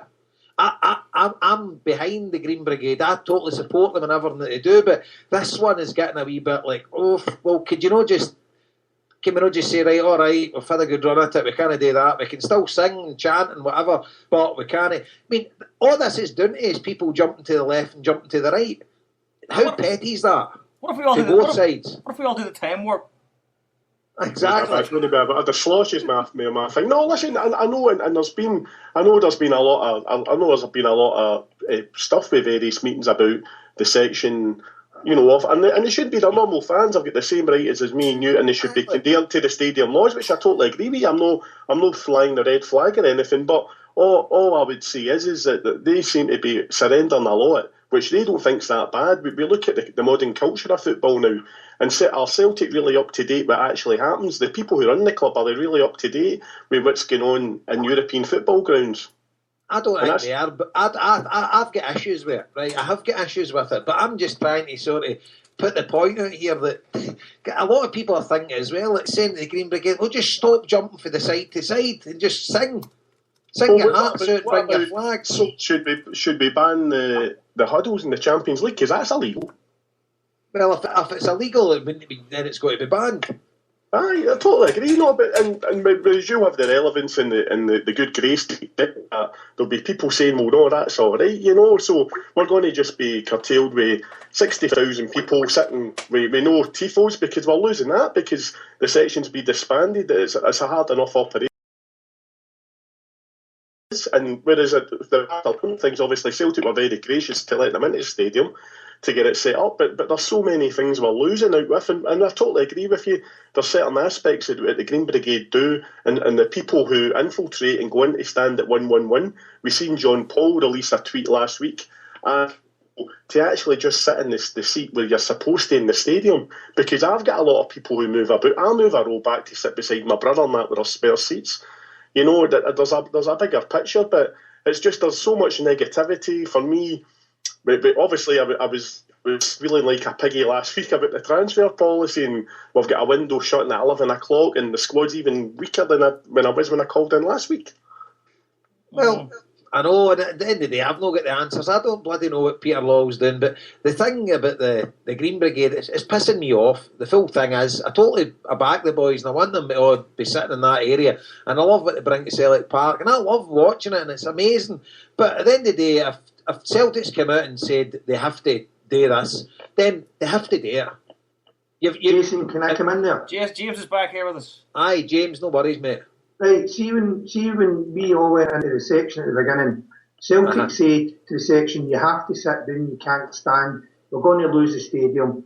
The GB, with the rest of the section, quite rightly said, no, right, bullshit for Celtic, right?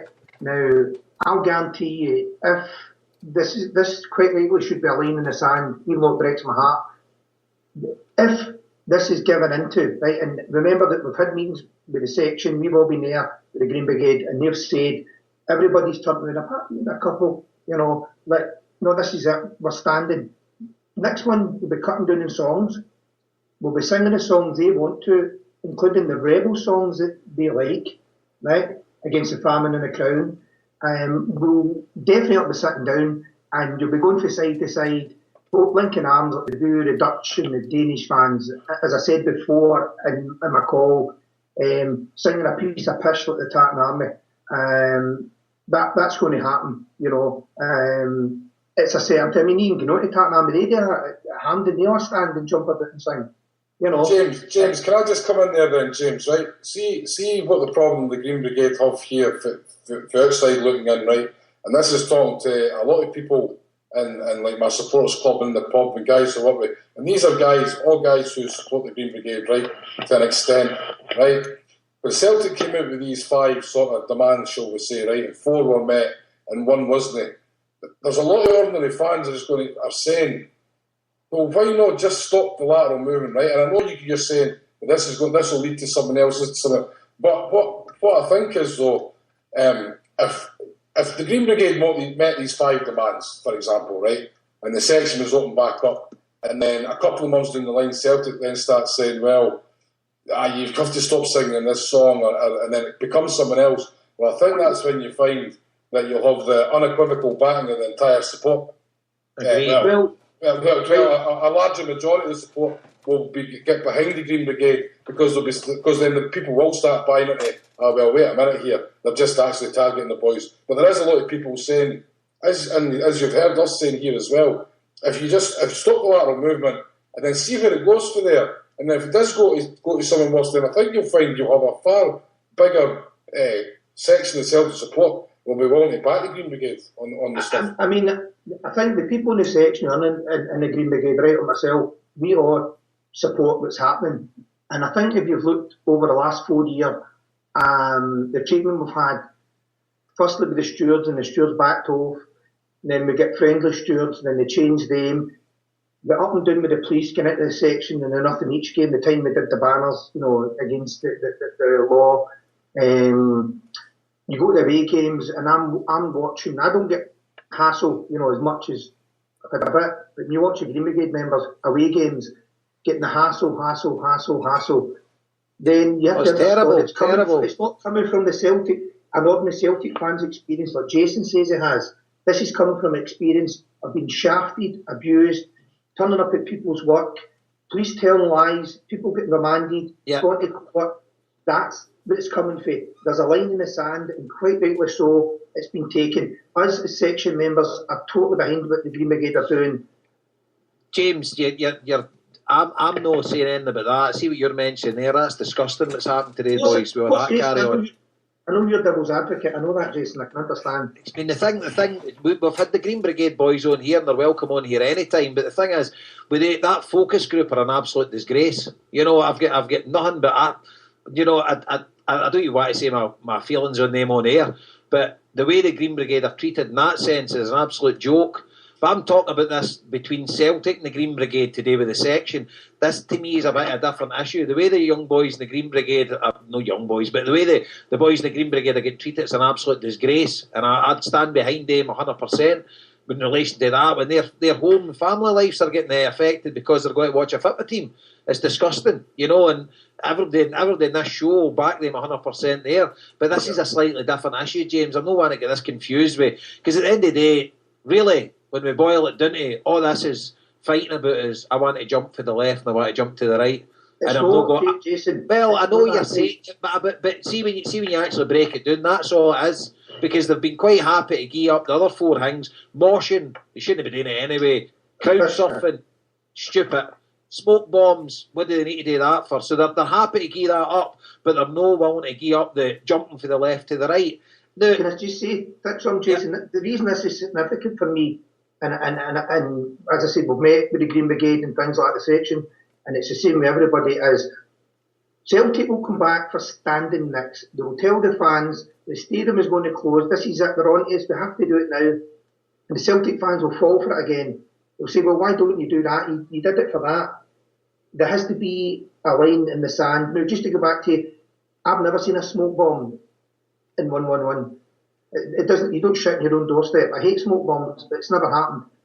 But as I say, that's by and by. There has to be a line in the sand where, after all the treatment everybody's had, home away games, visiting people's homes, harassment, the police having snide remarks, there has to be a stance, and this is the line in the sand, because I'll tell you what, they'll come for standing next, they'll turn around to the supporters, as I said, the ground's going to be shut, and everybody goes into a panic again at the last time.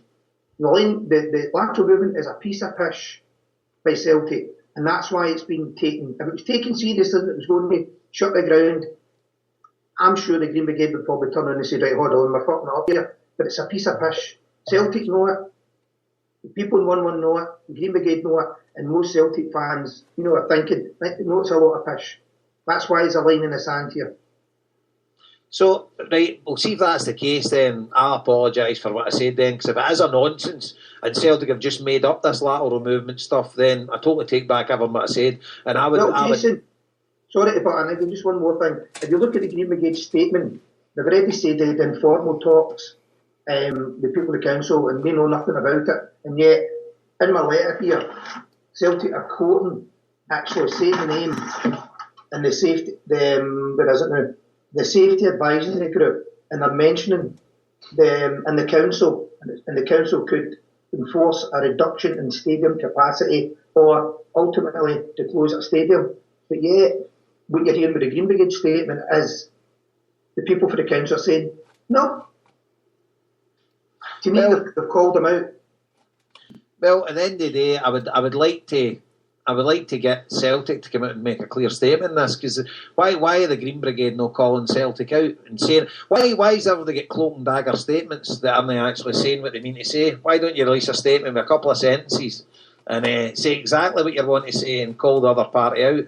Because I need to find out for me. I'm a bit of doubting Thomas here, and I still always Celtic get a lot of bad points about them, stuff like that, but they've got a lot of positive points as well. We're all Celtic supporters. The custodians that are running the club at the minute, they're only there for a certain period of time. We'll be there long after them. So Celtic's a big part of my life, and I love them. But the guys in the Green Brigade, they're the same as me, just Celtic supporters. But this jumping to the left and right, if it's came from an official body that's told Celtic categorically that's got to stop, then it must stop. But if it hasn't and Celtic's made it up, then I'll change my viewpoint. I agree. I mean, that's fair enough, but I think we'll find out whenever the Green Brigade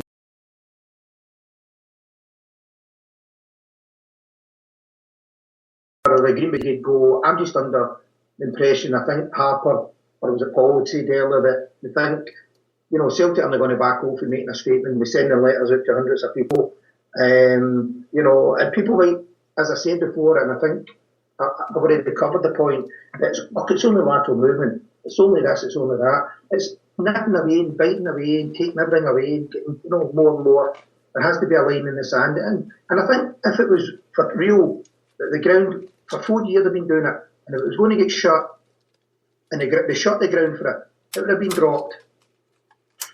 Has anybody actually went to Glasgow City Council and asked the questions? Well, I'm only looking, when you see the Green Brigade statement that they did on it, and they cut it down, they dissected Celtic's letter and their 5 demands. And if you read it, you'll see what they've said in formal things with the council. So, I mean, if it was that big a deal, right, the stadium would have been shut down ages ago. It's not, because every concert that's happening, Hampden would have been shut down after the first concert, and all the other concerts would have been shut down. When the Tatton Army or bounce up and doing at games at Hampden, that would have been shut down. That's my point. It's a fair point, mate. I'm just trying to play devil's advocate, and I'm trying to give Celtic the benefit of the doubt here. But obviously, they could be making this up, and I mean, end of the day, deep down, I probably think there is ulterior motives here, in relation to this. But we'll wait and see. Hopefully, on this show, we'll maybe get somebody for Celtic maybe coming on, and maybe a couple of guys for the Green Brigade as well coming back on. Well, the thing is, they're only telling us once they meet Celtic or whatever, and I think everybody will know. Because I'm sitting here thinking, hurry up and let us know. Aye. But I think I know the outcome, and I'll first want to come on if I'm wrong and go, Jason, you were right, I was wrong. Oh no, see the thing is, there's got to be no right and wrong here. We're both just guessing, I've got no inside track to this, I'm just guessing, and I don't know, I'm just trying to play devil's advocate, and I don't know. I don't know what's happening, mate. I'll still support my team no matter what. I'll go to away games, I'll not go to home games, and I'll watch it online and watch the Celtic games at home. I'll still passionately support them. I'm a bit indifferent now about the European game, but we're not with Pataudi hopefully on Saturday, and maybe Paradise. So we'll see. I'm just hoping things pan out, and I'm wrong, but I can't see it. But anyway, I'll say good night once more. No bother, mate. Speak to you in 10 minutes. Sorry for the ramble. No worries, mate. Thanks, James. No problem, James. Take it easy, mate. Yeah. Bye. So we're about 9:30. I think it's going to be a while before this comes to an end. Yeah. It's a story that's going to go on and on with, as Jason says, all this cloak and dagger, both sides releasing statements and stuff. And obviously, of course, the Green Brigade have to, as a group, feel they need to retaliate. It's maybe not the right word, but of course they've got to come out with their standpoint, answer a few questions. A lot of people want to know.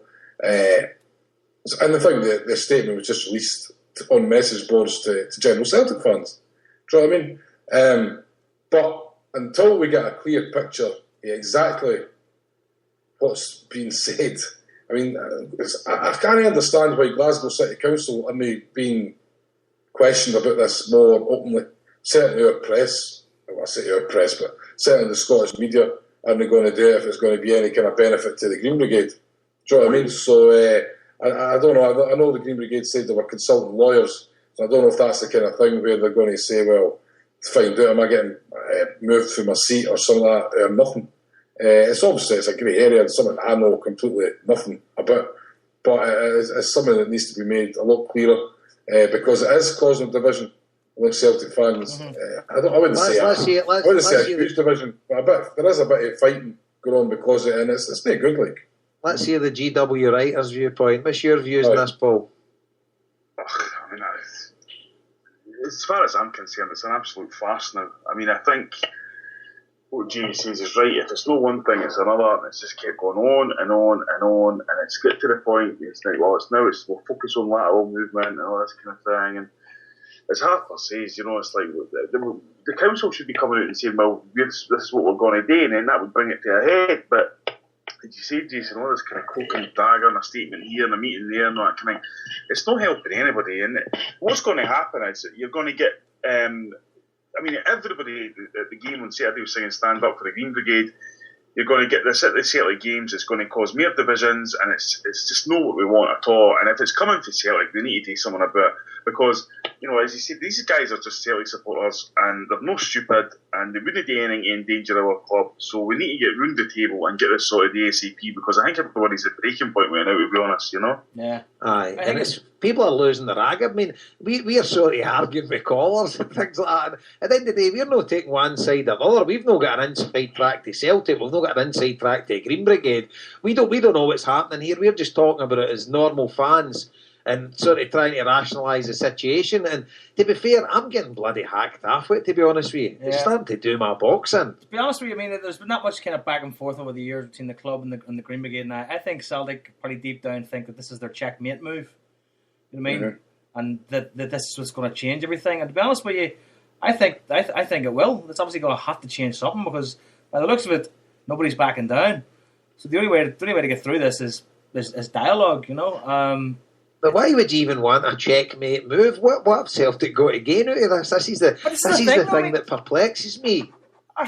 That's the thing that nobody knows, and that's why it's such a sort of weird thing to be involved. Well, Jason, these lords and the like that are sitting on the Celtic board, they live in a different world for us.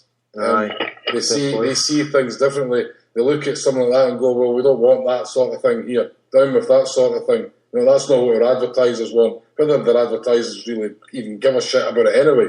These guys live on a completely different planet for us. And how much money do we make out of advertising? About 40 quid?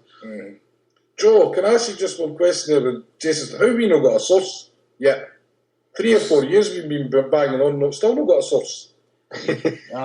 We don't need sources. People just come to us directly. Remember, we were going to try and get a job as professional sources. Remember? I was going to try and become a source. Everybody had a source apart from us. www.source.com. A source group, like a sort of a get together. Sources are us. Out of work sources, unemployed sources. Right. Listen, let's just get this wrapped up, man. Aberdeen Productions. Predictions for Aberdeen. Paul, you're 3-1 Celtic. 3-1. Jason. 2-1 Celtic. Harper. 2-1 Celtic. I don't know. I'm going to go. 2-1 sounds good to me. Just quick, what is the injury update on Dirk Burgter? Big Boogie Nights. That's how I started calling him now. Signal, is he back or? Don't know. Seemingly they're saying they could have pushed him, but he could have maybe played at the weekend. I don't know where I read that, but they obviously wanted to arrest him. But I think he's not going to be out for very long. I don't think. Good. But he looked a real player. I mean, he was exciting. Right. He did. And Joe, when are you going to pay your membership fees to St Lawrence's CSC? Want this on the air so it's on record? Next time I see you. That could be 19 canteen. I was actually going to call up for the game last Saturday, but just stuff happened. I couldn't make it up. Well, the boys will be in the CSC again this Saturday, so. Oh, this Saturday? I might come this Saturday then. Half 12 kickoff. This is extortion. It's extortion.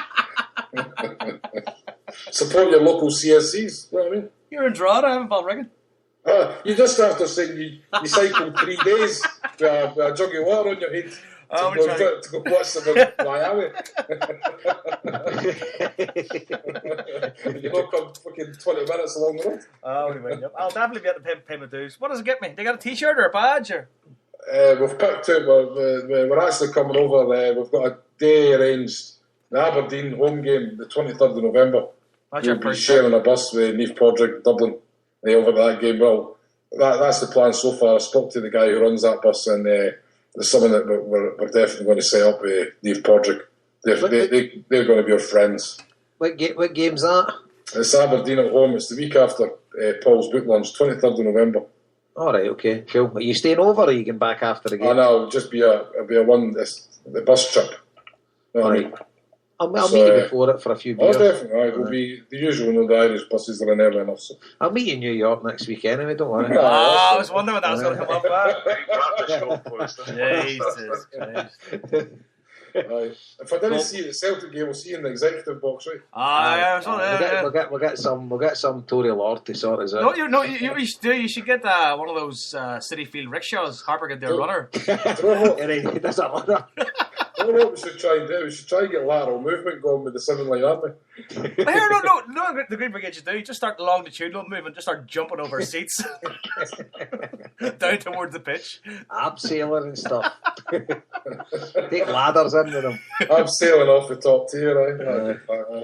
So, next Monday we're going to be pre-New York show. Pre-New York? What day do you leave? Thursday? Next Monday, me and Harper can have a wee pre-New York show. Alright, okay. You're going to have your match show, aren't you? What's that? You're going to have your match show on a Sunday night. Aye. But you just want to come in here and rub it in, don't you? Like, Aye. more or less. Going to have a live for a park in Woodside. After I'll be lying under a picnic bench. Well, we manage a homeboy show when we're in New York. You fly back on Monday night, don't you? Monday night, aye. Big Tommy's taking me to see Brazilians or something before I come in. So, because it would have to be. It'll be the afternoon, but you got something on, have you? Jason, forget it. You've got more things on than man. That's it all. He's gone to about 20 restaurants. He's there 4 days.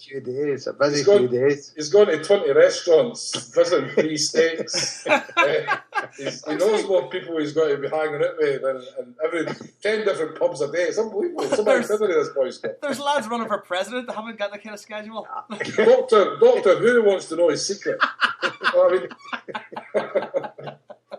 But anyway, as much as your travel schedule's absolutely exhilarating for the listeners, we better shut this down. Right. Okay, man. Remember hit that expletive, tick that box on Spreaker, right? Oh, okay, no problem. For the, you know what I'm talking I do that. Anyway, that's us again, folks. One more week. Back next week with a New York special. Expect a bit of Billy Joel or something, to open the show up. That's all from me. Harp, you want to say goodbye to the people at home or in their car, wherever they may be? I see that. Paul? Bye. Jason?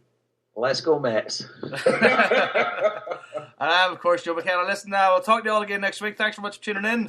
Head us up on Twitter, at HomeBhoys, at Hail Media. Email us at homeboysgmail.com. Hail. Thank you very much. We'll talk to you again next week. Good luck. Watch Rebel.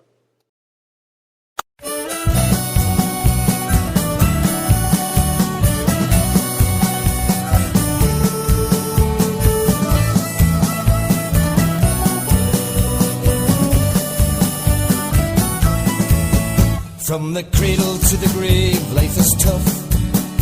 From the beginning to the end, the road is rough. But there's something you should always keep in mind. Take comfort in what comfort you can find. Oh, a life without passion I couldn't bear.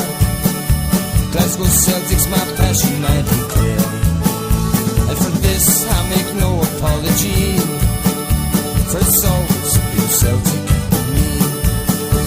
With some it's the horses, I've no doubt.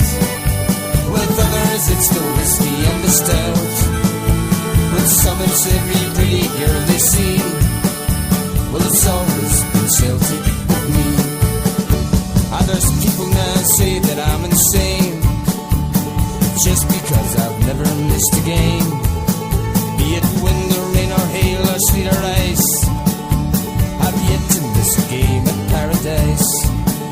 And all the money that I've spent going abroad, all the money that I never could afford, well, I spent it all in right good company, for it's always been Celtic with me. With some it's the horses, I've no doubt. With others it's the whiskey and the stout. With some it's every pretty girl they see. Well, it's always been Celtic with me. Right from the very start, you got into my heart, you see. Was it for better or worse? Was it a blessing or a curse? It's all the same to me.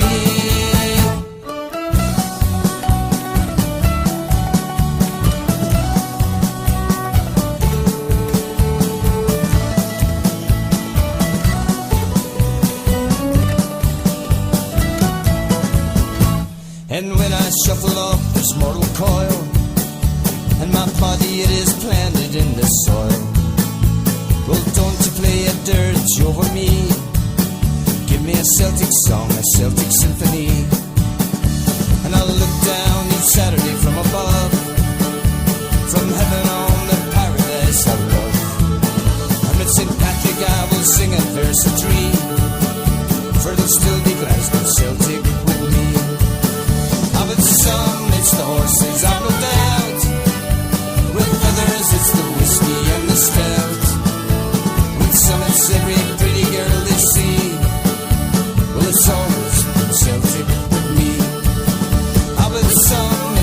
places I've no doubt.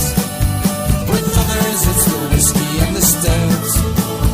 With some it's every pretty girl they see, but it's always